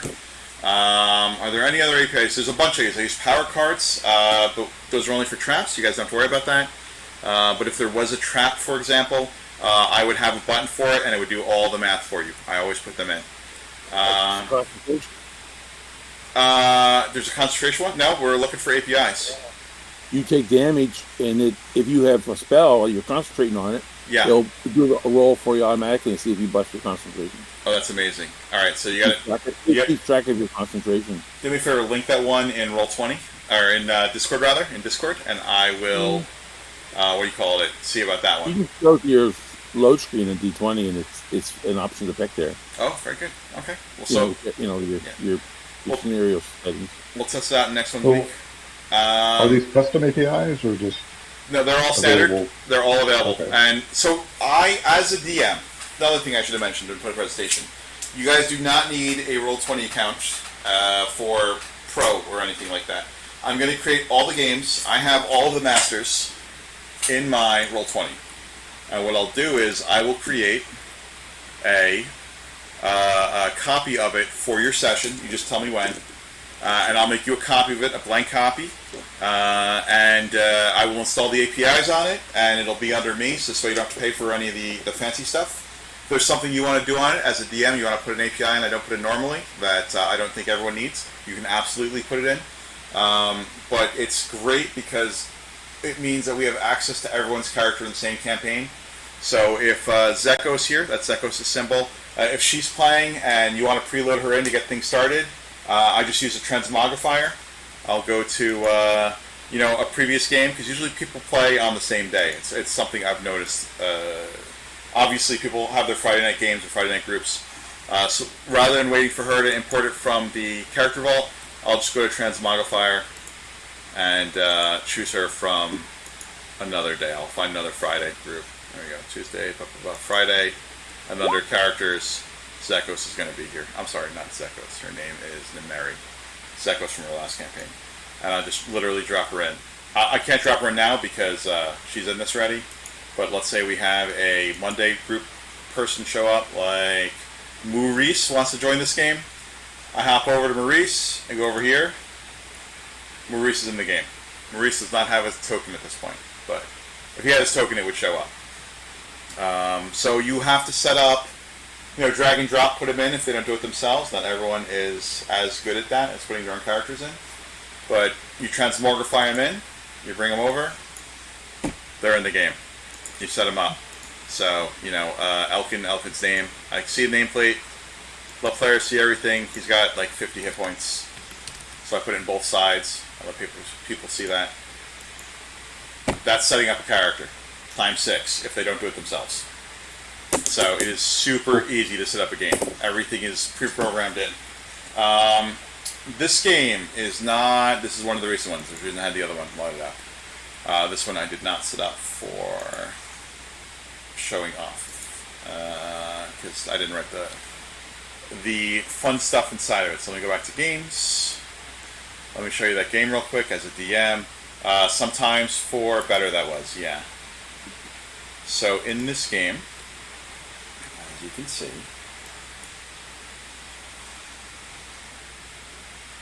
as a DM, this is all of the information you will need to run. Everything with italics is you read. So it's a stormy harvester, September, and Kingdom Keelan, yada yada yada. If it has 2 slashes, that's my symbol for bringing up this map. So I bring up the Keelan map, and then I read that. And then after I read that, I switch to the Jamel photo. Oh, I'm sorry, did I not put the players on it? Oh my god, I pressed the players on it. So I go to the Jamel photo, and I continue reading. And that goes on, and that's the introduction. And then GM notes will usually not be GM notes as much as a continuation after a break. Say, here's a map for you, look at the map, and start talking about it. And then I'll put a break in, and in GM notes I'll put in more reading. Encounters, same thing. This one happens to be, I think, a role play. Usually I'll note what type it is or where it is. So this is a skill challenge. All the description on skill challenge is down here. So if it's in italics, it's for reading. If it's not in italics, it's for you. The players need to jump off and swim for a moment, which is an athletics check. A DC 10 keeps their heads above water. A penalty of -1 for point above 12. You'll have this module a week early generally. I have a lot of modules written already. So this way you'll have time to read through it. Plus, everyone should play a module with me before you DM it. So I don't want anyone running dry unless you absolutely have to. But list goes on. Round zero. Yeah. That's round zeros were. Yeah, they're super important. And not that people can't run it more, but, it's better. Other thing, you do not have to run this the way I run it. The only thing that matters in adventure is what's on the last page. And that is the favors. Loot, we're doing the 1 item per character rule. I don't know if we use that in the Land RPG. I once saw 3 druid characters get into a fistfight over a shield +1 at a convention in Wisconsin. I'm not joking. We drove all the way out to Wisconsin to play D&D because they had a special ring I wanted. And the same adventure, there was a turtle shell shield +1 that dropped. And apparently several people had driven all the way out to Wisconsin for that shield, because you can only get it in Wisconsin. It was Living Greyhawk, and they had regional modules. And only one dropped, and one guy kept letting everyone know who drove all the way in from, I don't know where, like California or somewhere, to get that shield. And someone else got it and wouldn't trade it to him, so he punched him. Oh, shit. Yeah, I don't allow that. So the way loot works, all the loot goes into a pool. You get an option of one of the items from the pool. And sometimes one item is 2 items, two potions of acid resist, or 1 turtle shell shield +1. Ironically, this is a turtle shell mod. That's hilarious. Or if you don't want any of that, you get gold. Because there's a limit of 1 magical item per character level that you can use. You can have more than that, but you can only use them per mod. So when the mod starts, you say, I'm going to use these, the rest are going, in my house in the Hamptons or whatever. As long as you get your characters to these favors, you find a way to be friends with the lizard folk, you find a way to help Gavin Wymer or whatever, as long as you find a way, I don't care what the players do, I don't care what you do, as long as these favors make sense at the end of the adventure. Even the treasure doesn't have to make sense, because people don't really care where they get it from. As long as the favors make sense, that is your freedom as a DM to modify however you want. You want space aliens to come invade? As long as somehow you save Gavin, I don't care. But you don't have to be creative. You can just follow exactly my storyline as you play. The other thing, this one doesn't have it in it because this is an older mod. I gained access to the D&D Compendium on... I did 5e rules. I lied. 5e rules. So if you have any questions, you could go right through the D&D Compendium and check it out. Monster types, I think actions and combat is here. Conditions, really good one. I always forget it's here. Explains all the conditions. So you don't have to go digging for anything. If there's handouts, I'll make them available. This one you had to sign a contract, so I always tried to make it, something cool for the players. And then the other thing that's notable is the monsters are all here. What I've taken to doing is putting one of each monster type in this list rather than all of these. So there'll be one ghoul, like the Hungry Ghoul, and all of the other ghouls will follow the same stats because they're just copies of each other. So there's no reason to have like 10 different ghouls here and have this giant list. You know, there'll be one ghoul, one wisp, etc., and they follow the same rules. So you pop up the hungry ghoul, go over to your character sheet, and you know, bite or claw, and it'll put it in chat. So whatever. Depending on how we like the setups, I may put the monster stats on the setups if people like it that way. We could put their armor class, you know, in one of their circles. There's nothing living on this board, but if there was, oh, this giant snake. You know, we could put its hit points. Its hit points go here. It's dead. That's why it's got no hit points. But you can put its armor class or I don't know, whatever you want in those circles. It doesn't matter to me. But again, the stats will be here for you. It's super easy as a DM. Just say, I'm going to walk up and eat crate. And I'm going to open up, that was the Wisp Protector. And, you know, make an attack roll. I'm going to try and constrict crate. And it comes over and... Jesus, all the spells. All the spells. And I roll a 21 on crate. Again, for those who don't know, in Roll20, it does this as one of the options. I always have a roll advantage, disadvantage. If it's rolling advantage, disadvantage, and you don't need it, just go with the left one. If you need advantage or disadvantage, take both. That's simple. D&D Beyond doesn't do that, but our monsters are not in D&D Beyond. They're in Roll20. So, you guys have all seen this? Any questions on this? No questions here. Yeah, I mean, it's... Not really. I think I'd have to kind of play it to get used to it. Yeah, it's a super easy system. The only reason I'm showing it to people is that people who think, well, I've never played D&D before online, it is so super easy to run and so super easy to DM. The biggest thing you have to get used to is paying attention to the map. It's very easy to walk right through this and not realize there's a 20-foot tree there, and it's described. It says the map is 20-foot tree in the text because the map doesn't regulate where you go. You can go anywhere you want, but as long as you're not too cumbersome with the map and the players aren't too abusive on the map, combat flows really easy, especially with the turn tracker. Because if it was Crate's turn, he can click a little purple or pink end of turn button, and it'll go to the next guy. And if it was set up properly, the whole circle would go all over. It just makes combat so much easier than it is in pen and paper. What you don't get in this is you don't get to see people sweat or have fun or have great glee or whatever. Jeremy, show them how the ruler works. So they're trying to do spell work. Good call on that. And people want it, they could do webcams while they do it, Yeah. So, I mean, let's say Dremlin wants to cast a spell, and it's got a range of 50 feet. I switched over on the left side to the toolbar. There's a snap to center I like using.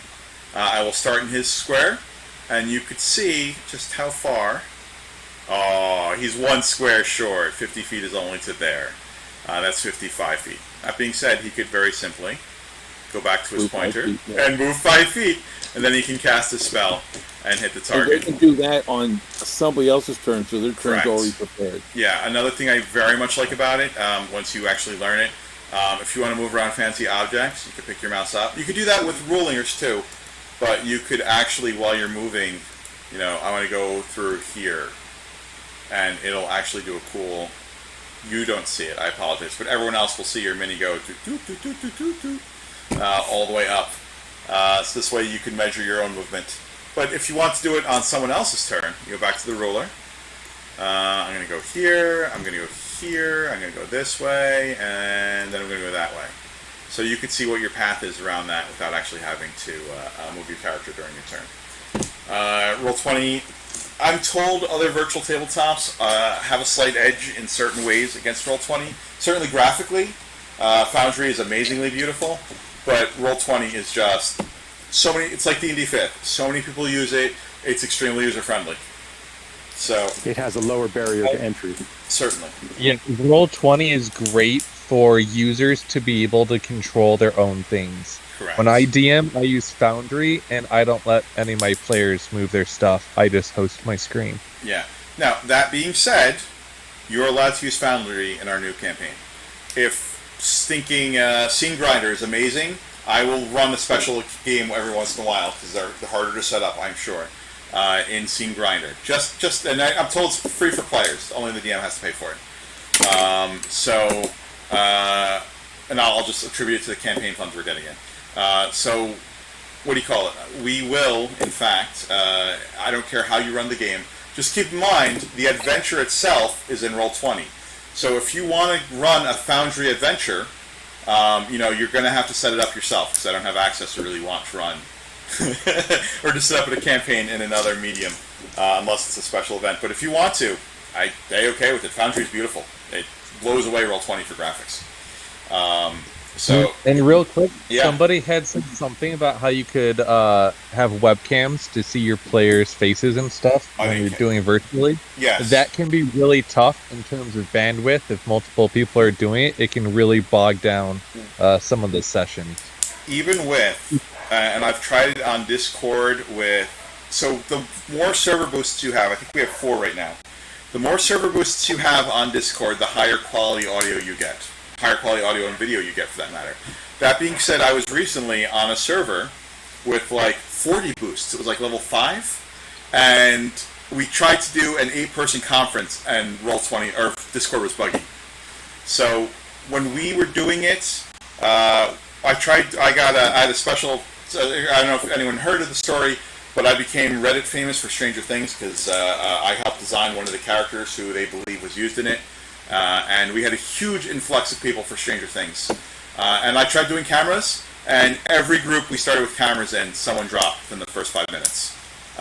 Because even with 1 or 2 cameras, because people don't always have the bandwidth, Reddit doesn't always have the bandwidth. If you have the ability to use it, you are more than welcome. I am not telling you how to DM. I'm just telling you what has to happen at the end of the game. At the end of the game, your characters still have to be campaign legal. They still have to get those rewards. Everything through that, I don't care what you do as a DM. And in fact, if your players want to play it as a sci-fi campaign, and you're willing to take my adventure and modify it for that session, whatever you want to do. Like I said, that's my goal is for people to have fun. My goal is to create tools that people can use for having fun, while also promoting Dr. Khan's World. I'm having fun doing it, so that is up to you guys, and I'll be blunt on that. If you're willing to put the time in, your players, maybe you theme it to something else, and you get players who want to pay you more for it. I am okay with that. I have no part of that. So I'm just giving you guys a set of tools to run as DMs, because I'll remind you that every one of those players is going to somehow contribute to our campaign. Because they're going to want to play a second character outside of that, and that's something I've noticed about. The other thing I've noticed about Roll20, about half my players play multiple games each week. It's insane, and I say that says the guy who's running like 6 to 7 games a week on a minimum. But a lot of my players are happy to play $10 a session, $5 a session, whatever, 3 or 4 times a week. I suppose it's cheaper than smoking. And get their entertainment in that way, right? And there are worse vices. I go out to a bar, I drop $100 a night. So what's $30 a week in gaming?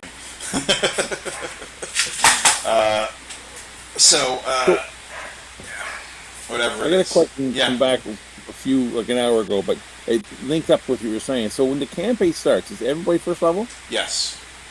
Okay. So if somebody drops out for a couple weeks, do they come back leveled up, or We're gonna do fourth level. We're gonna do an experience. So they're gonna be whatever they left as. That's what they come back as. But the hope is that we have this constant influx of new players to bridge the gaps. The other thing is you're allowed to play a module multiple times, but only once per character. So if you want to restart your character, if you want to start a new character because your buddy popped in, you are more than allowed to. If you've been playing for 6 months and your character is level 12, whatever. Hopefully it's not that high in 6 months.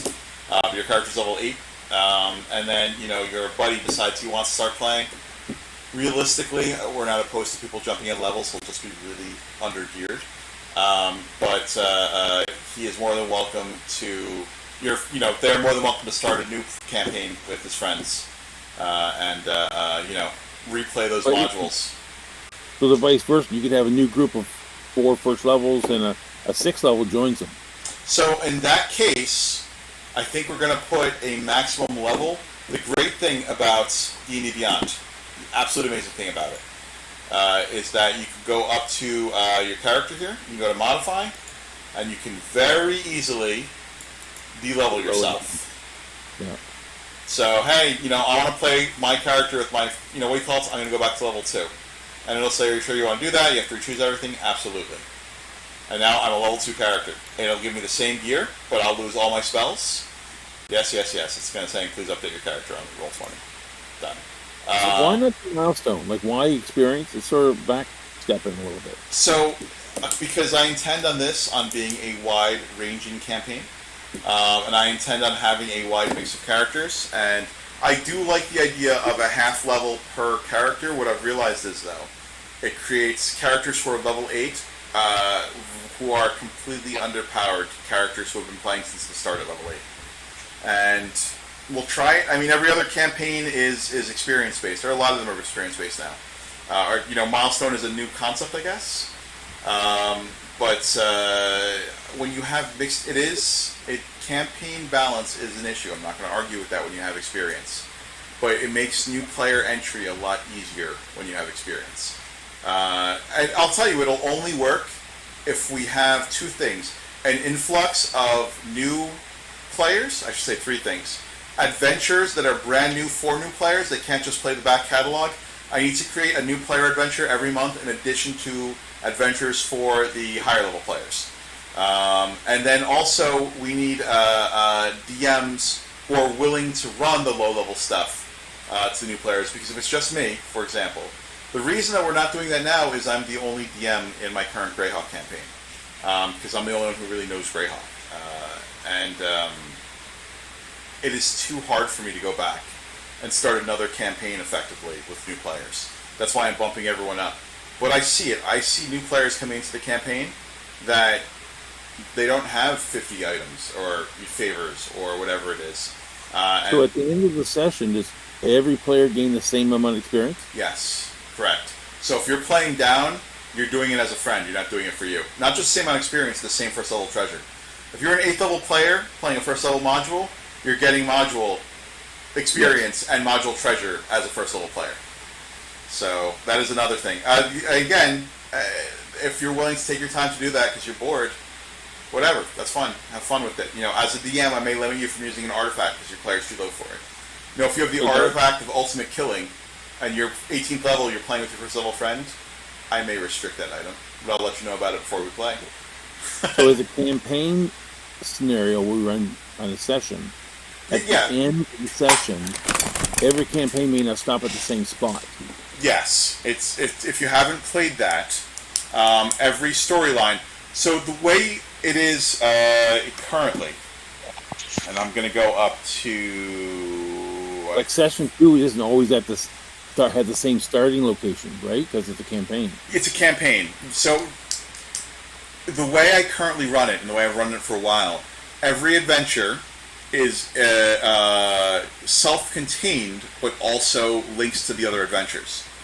So you can show up, having not played ever, and fit into the adventure. There'll always be a hook for every character in the start of an adventure. I will never leave you in the bottom of a dungeon at an adventure.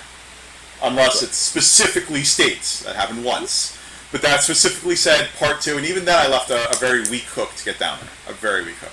I think more like the player plays Mondays and said, my shift's changed.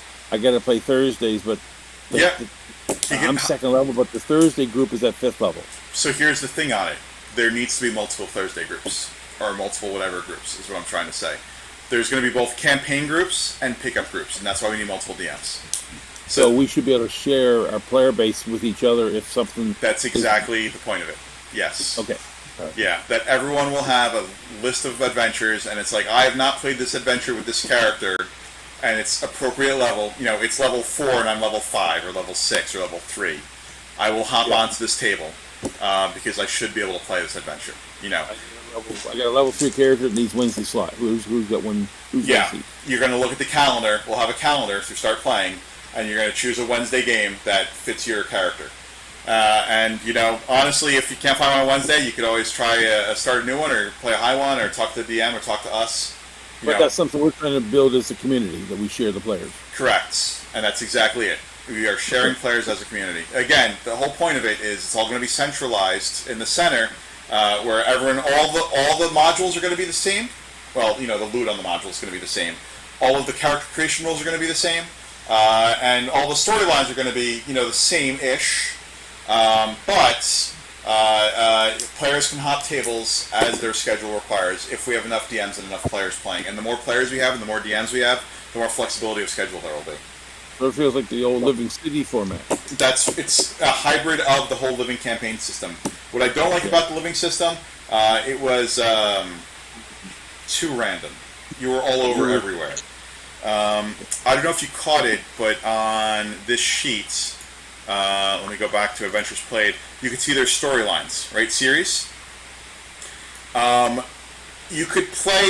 First thing is you can play them in any order. They don't make sense if you play the series out of order. So you want to try your hardest to, start a series from where it is. So you want to be in the Darkwood series. Now you could play a different series between then. These obviously went in different order. But the story made more sense. The story will make more sense if you haven't played it out of order. Exactly. And it'll be even more separated. These are all in the same kingdom, so they slightly overlap each other. It's more like references.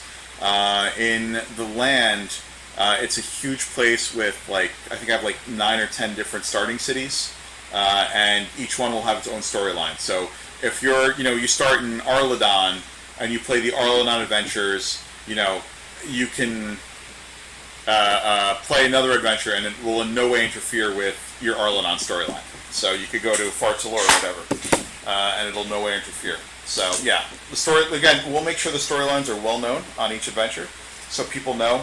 Try and start with the one. If you can't start with the one, skip it. Don't go back to it if you don't have to, because it won't make sense then. So, any questions on that? That's a really good question, actually. Does that make sense? Those who have played with me understand how that works, because that's how I used to write mods, and that's how I'm writing mods for this new one. But I really like the idea of everyone being the same level at the same time. So, you miss the first week, you're still, the same experience as everyone else. But the favor and loot differences are what has changed my mind on that. However, if we don't have enough DMs and we don't have enough games going off of low level, then we have to go to, scaling people up to a minimum level. We'll see, again, we'll see how the campaign progresses. We're going to start with hope. What does Alaron say in his books? You should work on hope rather than on fear. You should motivate yourself with hope rather than motivating yourself with fear. I'm hoping we have enough players to run multiple low-level tables indefinitely. So we'll see them. We'll see. Could we potentially add extras or bonuses or hidden bonuses to campaigns so that there's possibility to be getting more XP than what is said originally in that particular quest? So here's my for everything except experience, and I'll tell you why. There's only 20 levels in Dungeons and Dragons. So, and the higher you go, the harder it is to play a good game, because you can't drop a god every module. You know what I mean? And players are well past where a lot of 5e content is. By the time you're 20th level in D&D, you could take on a 30th level monster, because you've got so much crap, generally speaking. Too much combo going on. Yeah. So I don't know how much I want to slow down progression, but the slower the campaign goes, the more fun it'll be in the long run. Because really, when you start getting from 5 to 12, it seems like your characters are in their prime. They start getting their good abilities, and they have their good abilities. Once you get past that, then DMs have to really work to not make a fight go one round. As an author, once you get past 12, it's really hard, and once you get past 16, it's impossible. So and then the other thing is at 16, that's why we have to put in hardnesses in this. Some parties get it; they get math. They've done their research. They know how to build a party that's amazing.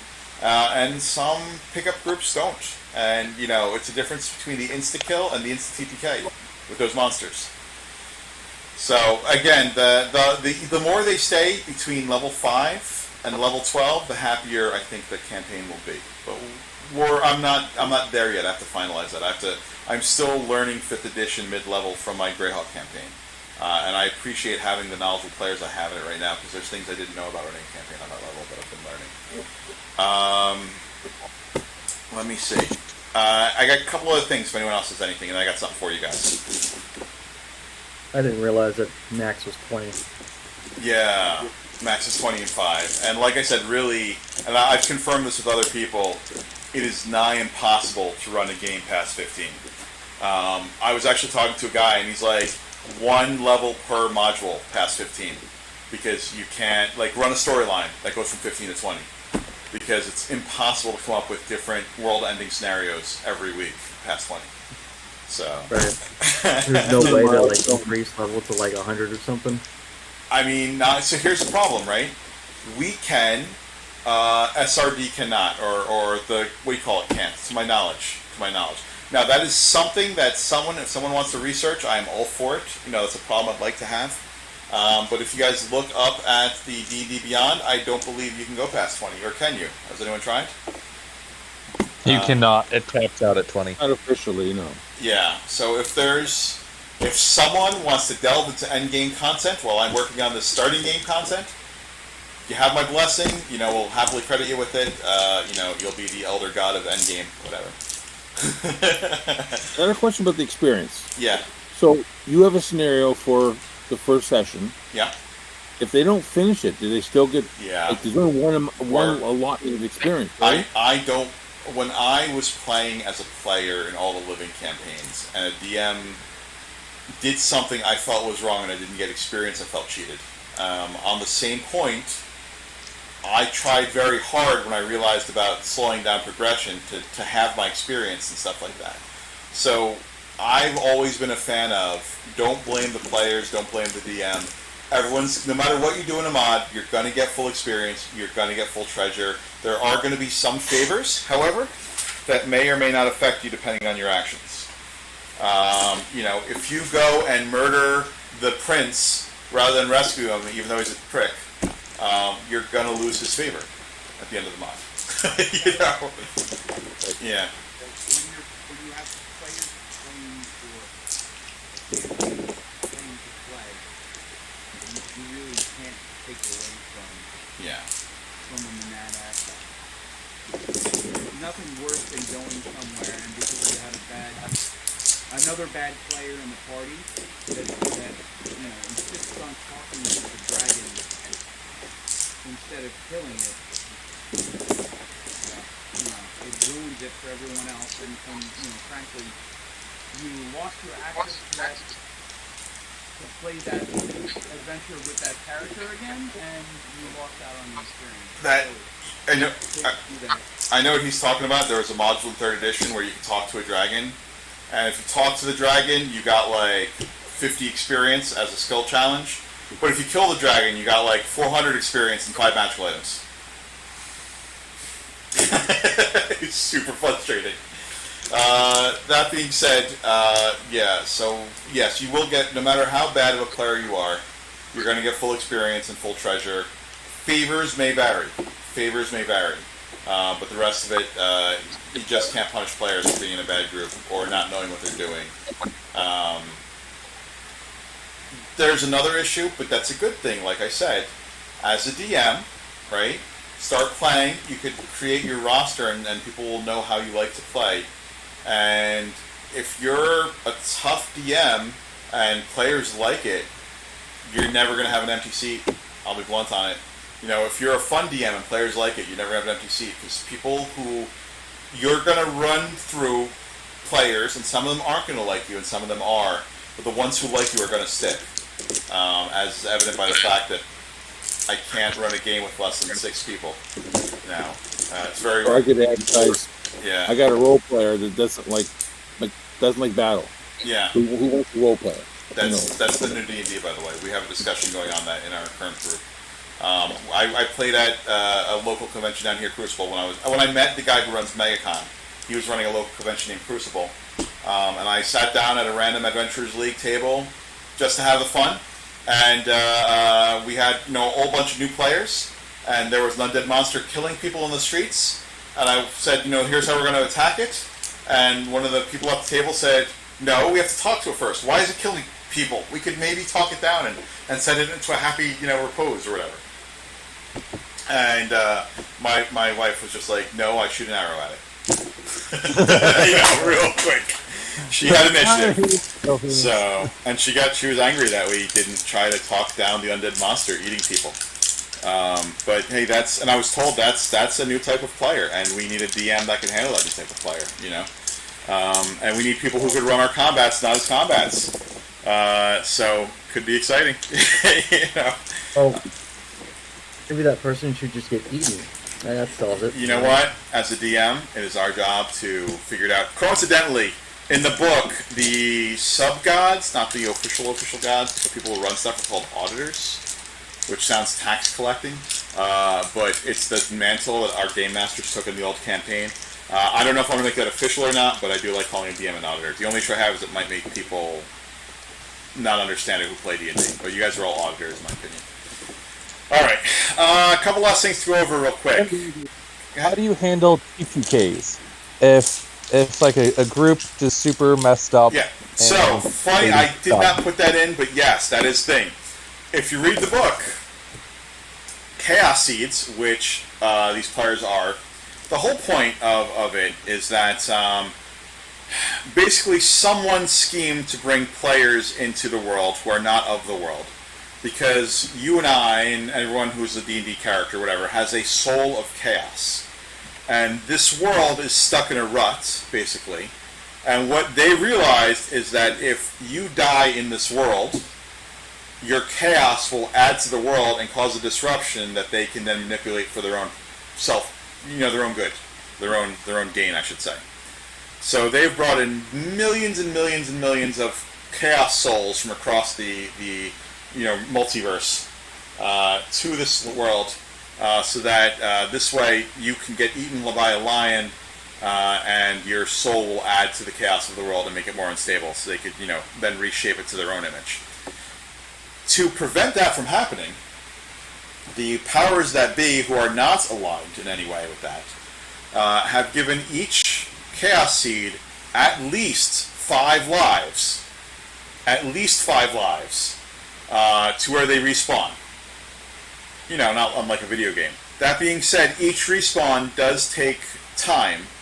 So if you die, or if the whole party dies, they will respawn, and you could respawn them there, you can respawn them however you feel fit in the story. Because you don't want to end a module unless you absolutely have to. But you could find a way to respawn the party somewhere, and they will get a downtime penalty for it. And the more deaths they have, the bigger the penalty. So it's a nice mechanic. It makes sense in the story. It sort of makes sense in D&D. It's kind of a cop-out. It's like respawn timers on WoW or something. Yeah, correct. Now, again, in game speak, you're going to have them respawn immediately right there. I mean, you're not going to make a person sit out for whatever. But they're going to take a penalty of downtime, which is more than 10 in many circumstances, for each death they have. That's cumulative. So if they get the 3rd death, suddenly they're losing 25 days downtime, because it takes them that long to respawn and take full shape, the idea of it. But they do respawn with all their gear in our campaign, because in the world, other people respawn completely naked. It's awful. Yeah. So unless you have a bag of holding. You know what? Like I said, I got no comment. I'm not spoiling the book, but yes, that is how. I didn't put it in. That is how death is handled. He gives us a good out, and that's straight from his books. Is that up to the character, the player, to take responsibility for it? Yes. So that will be, every death on the tracking sheet I'm going to make, death is going to be on there. Character deaths. Oh, okay. Yeah, for that reason. And it'll actually have a chart, how many deaths it takes you, and you put your little X, and they'll tell you how many days you have to spend to come back or after it. That being said, if someone goes over 5 deaths, there's a chance they don't come back, and they have to contact me or campaign staff to determine what the punishment is. Because we'll go after 5 deaths. If a character's died 5 times, they don't know how to play the character. So, it's simple as that. Could we make it so that they don't come back with everything? Like they come back with 3 items, and that's. Well, we'll figure that out. Like I said, we're going to give them 5 deaths just because that's what he got in the books. to our knowledge. We don't know. No one's died 5 times, but that's a theory anyway. So we're going to give our characters 5 deaths with a huge penalty on downtime. I mean, let's be clear though. If you die, you lose ability to craft cool stuff. You lose ability to learn new skills. Downtime is going to be one of the most valuable commodities in this new game. You can't change. I can't give people another feat. I can't give them another attunement slot. I can't give them, a lot of things. What I can give them is a good use for their downtime, because there's not really any good uses for downtime right now. Are they going to lose a level in anything? I don't think so. Well, again, we'll see what happens with, I don't want to punish people for the other thing is, anytime you do anything with experience, someone's going to manipulate it. Try to, at least, I should say. We did that. We realized in 3rd edition, we got more powerful as a group if we slowed down our leveling, because we were getting more gear per level. So at 9th level, taking huge penalties on our experience, because you could give yourself experience penalties. And then we skip things in mods. It's like, this is a trap. We're not going to get any experience for solving it, or we're not going to get any treasure for solving it. We're just going to fail it. Fail the trap. I don't want the experience for it. Because we were like the most powerful characters at 8th level, because we should have had like 10th or 12th level gear at 8th level, because we just kept playing mods over and over and over again. More mods per level. You've never mentioned inspiration. Now, when you come back from a death, would you have your inspiration back, or do we get it every time we start a session? So that's something I never even considered, and that's something that's exactly why I have these sessions. You come back to life, and you're inspired. It's one of those things where we can. In the book. That is one of the reasons I talk to people like you guys, you people, because I never even considered it. So that is a rule we should put down. You get inspiration when you come back, or we have to look at all the things a character loses or has on them, past what's on just starting stats, and decide what does or doesn't change when a character dies. When they come back, I should say. I'm A-okay with stacking on penalties past downtime. It can't be something that's going to make a player not want to play. Does that make sense? Yeah, totally. So, and they can be had a smile on their face. I just died, but I get my inspiration back. Yeah, absolutely. It could be, like I said, good penalties. Yeah. If they die and they're naked when they resurrect, I think that's going to be hysterical. So I think that helps them play. And it could be they resurrect naked, but all their stuff is waiting on the ground for them, or arrives with them too. So they have to take time to equip it. The only issue is it's up to the DM, because what if they have to come back in the middle of combat because the party's going to die if they don't re-arrive? You know what I mean? So the deal is, and I don't want to spoil the book, but a higher power or set of powers is in charge of the respawning. So you, as a DM, as a Lord of Chaos, which is actually the other thing, have the ability to respawn someone basically however you want, as long as it doesn't statistically affect them in a negative way. But that's the starting point, though, in the book. Later on, the player can manipulate it. Yeah. So again, that might be something we could look at, and that might also be a feat or use of downtime, actually, to decide how you're coming back. That's a very good... Right. You spend downtime while equipment's equipped. Yeah.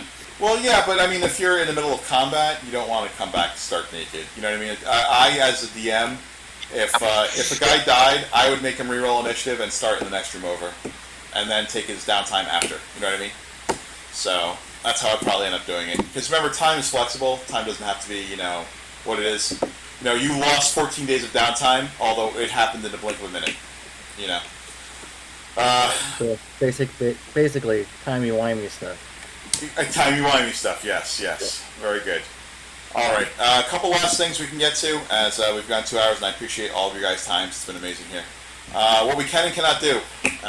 We can write adventures in Roll20 using content from the land or any D&D campaign, and charge players to pay it. And I say that for a reason, because we cannot sell anything anywhere, and you cannot, if you write an adventure for this campaign with me. Of course, I have to prove everything, because I have some private rules that have to be followed, but that are officially off the record. But that being said, if you want to write an adventure, you want to write a supplement, whatever, and I approve it, you have to follow the same selling rules I do, simply because we don't want to get sued or shut down. And you cannot include anything that's not SRD. OGL. SRD is the 4th edition one. That's not OGL. So you cannot put a beholder into something you write. You cannot put what something Aileron uses. Sprites. Well, you can use sprites, I guess, because they're not really what you call, but a god, or it doesn't have gods in this campaign. You can't use something from the land in your writing if it's specific to the land. The Mist Village, certainly we cannot touch at all, for those who knows what that is. That's his baby. So we can use sprites because that's kind of been the thing. Yeah, they're kind of years. But you can't use names, you know. Yeah, you can't use a Sumiko or whatever as one of your NPCs. You know, you can use things that seem pretty common. You can't use names, certainly. Certain concepts maybe, but I'd run that by them if it was a specific concept. And again, nothing that's not in the SRD you can't use in anything written. So I went, so Roll20, not Roll20, Start Playing actually did a workshop with me on what can be used. And I was shocked that you can get away with running, you can charge to run a game with copyrighted content, which is why I'm allowed to run a Greyhawk game. I am not allowed to publish that game. I am not allowed to advertise that game with Wizards artwork or content. There's all types of stuff, little stuff that they went over with me.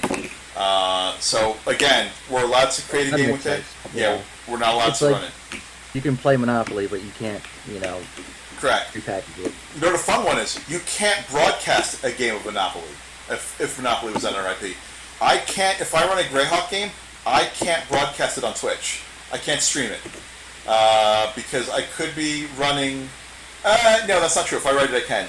I can't broadcast, for example, what is that? The new Spelljammer one, the whatever the Spelljammer adventure is, because that's copyrighted content, and unless Wizards has a written permission for people to broadcast it online, you're basically spoiling one of their products so people won't buy it. I had no idea about that, but Twitch will not let you run certain adventures online because they haven't been cleared for being run online. So, fun fact. Yeah, I did not know that. So that's a new thing to me. I know people do it all the time, but if Wizards see it, they can shut it down and sue you for it. So, if we write something, you want a one-session, start to finish, like a one-shot type scenario? What you could, here's the thing on it. There's no such thing as bad content. I have Harar Oscar in here. He's developing a whole region, and he actually doesn't write adventures. He writes all the background I use to create adventures. So I gave him Umber or something. I forget what the name of it is, because he's a literary fellow, Umberoth, and he's pretty good with this stuff. Oh, it's not here. What a shame. Because we were rewriting it. That's right. Where's my Umberoth, Bill? I'm just teasing. I wrote it. Oh, I guess we never put it in. Sorry. So, that being said, he writes content, and he just pumps it out, and it's amazing, because it's easy. The more details we have on an area, the easier it is to write adventures in that area. You know, the less blanks we have to fill in, because we can just take them from what he wrote. It's not official until I officialize it. So, I modified some of his stuff. But, 99% of it was gold. The halfling doing the thing, not so season. That being said, as an author, if you want to write spells, if you want to write an adventure, we'll figure it out. I mean, honestly, I'm the only guy writing right now, person writing right now. If someone wants to take a shot at it, I would love to be the person editing instead of writing. I'll be blunt on that. Because editing really is just a matter of, we have to do this, we can't do this, as a general rule. Write alternative rules content that is not, or that is based on WotC or Aileron IP without direct naming, as noted earlier. We can create a Knights of Honor. We cannot recreate the Knights of Salonia. We're not naming it Knights of Honor, obviously. We can create, a tree elf organization similar to the tree sprites in the land. Whatever it is, we just can't. You can't use it if it's that close to what it is. You can create something that's in the spirit of. And again, we can't directly reference anything in either world. We can create additional content behind a paywall, such as Patreon, without selling it directly, and that's later. I don't know if we'll ever do that, but just to be clear on that, I only put that in because we cannot upload something to DriveThruRPG. We cannot upload anything to Amazon because as soon as you do, it triggers a copyright issue. They will report it automatically to Wizards, and we will get shut down. So please do not decide, hey, I really like this, what I wrote, I'm going to put it up on DriveThruRPG. If you do, strip every reference to everything from it. And I'm okay with that. You know, if you're writing a module and you just want to put it up as a generic 5th edition module, A-okay. Do not run it by me first so I could take out anything that might be liable, because I've now spent 3 years working on copyright in RPGs. Create a baseline policies for all DMs and campaign staff with clearly marked exceptions. Again, I personally do not like centaurs. I don't put centaurs in my campaign. It's just a thing. I personally do not. I use potions as standard actions, which is as written, but I also use scrolls as standard actions, which is apparently not as written. I will make sure that in my campaign rules, I let people know both. For me, a potion is a standard action. For me, a scroll is a standard action. So you cannot read a scroll of Featherfall while you're falling, or a scroll of Shield while you're being attacked. I don't allow it. Featherfall maybe, actually, depending on how long you fall. But you cannot read a scroll of Shield when someone hits you with an arrow, with a axe or whatever.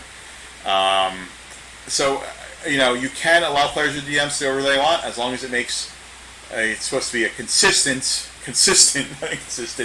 gameplay experience. So as long as your DM rules are clearly stated, your home rules, you're allowed to keep them. Again, you want to play a sci-fi version of our module, make sure it's stated that it is a sci-fi version of our module when we put it up. And I will put it on our calendar so that this way, you know, everyone knows, and when they click on the description, it's going to be a sci-fi version of the module. Or you don't like a certain rule in D&D, so you change it. You know, that is the stuff that we need to publish when we go. But I'm not forcing anyone to do anything. If you guys are willing to volunteer and players are willing to play at your table, and the players go in and come out the same way every other player goes in and comes out, hey, okay, whatever you guys want to do. That's pretty much it for me. Anyone else? Any other questions on this? Nicely done, Jeremy. I used to teach Train the Trainer classes, and good job. I do appreciate it.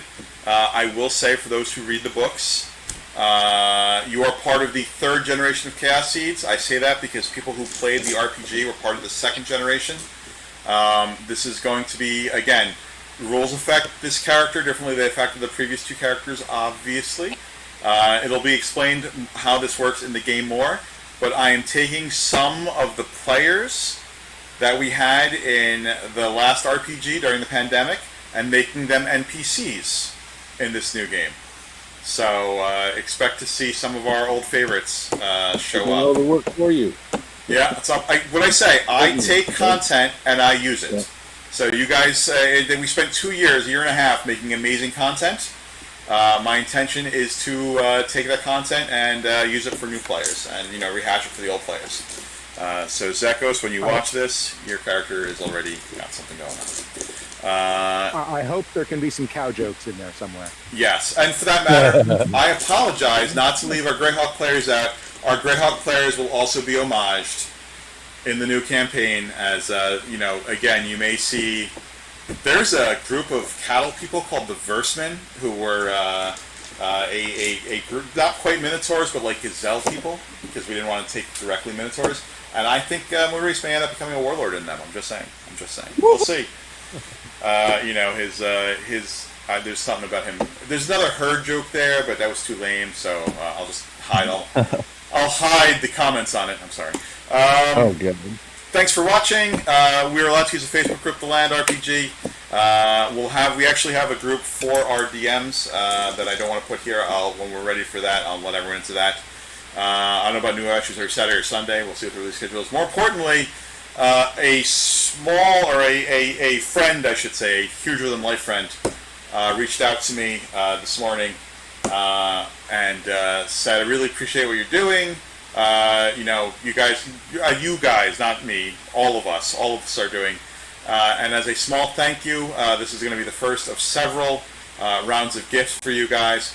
I, in fact, have one T-shirt. It'll be, I think, a Mist Village Mafia T-shirt, or the Land T-shirt, I'm not sure. And also one signed copy of the first book. A signed copy of the Land Founding. I don't really have a way to roll... I could bring it up in Roll20, actually. How many people are in chat here? I got Sparky, Dan, Bruce, Filmari, Maurice, Oscar, Salvador. I got 7 left. I'm going to go into Roll20 and roll a random 1 through 7. You'll get first pick, then the second person gets the other one. Because you have both. Okay. So, exclude me, please. Ooh, okay. 1d5. So, first pick goes to... Did you roll? There we go. 2. Dan. In Canada. All right, Dan gets the book, which means the T-shirt goes to... Enjoy those customs. Yeah, they're nifty. I don't pay for it, thankfully. So, also a 2. It's broken. That's going to be next on the list. Dara, T-shirt. I'm going to contact both of you. She's going to get your size, and she'll mail it out, Mr. Dara. Oh, that's funny. I have a lot of T-shirts. If someone else really wants it, I would pass it off to them. Otherwise, I'll gladly take it. I'll show you guys the T-shirts. It's usually the base shirt, but I could ask for another one. This is his website, by the way. Where are his T-shirts? There you go. Please allow a moment for products to load. So the normal one is this Chaos Seeds one, but he has given out other ones. If anyone wants a T-shirt, you should have want one of these, or does someone else want a T-shirt?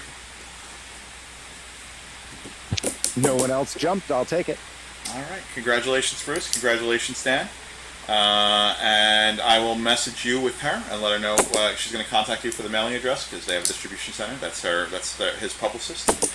I'm going to stop recording. Thank you all so much. And what is the old saying? Through service. I don't remember the saying. Through service, ascendance. And dedication, transcendence. Very good. Very good. Do you hang out in this Discord, Jeremy? This is the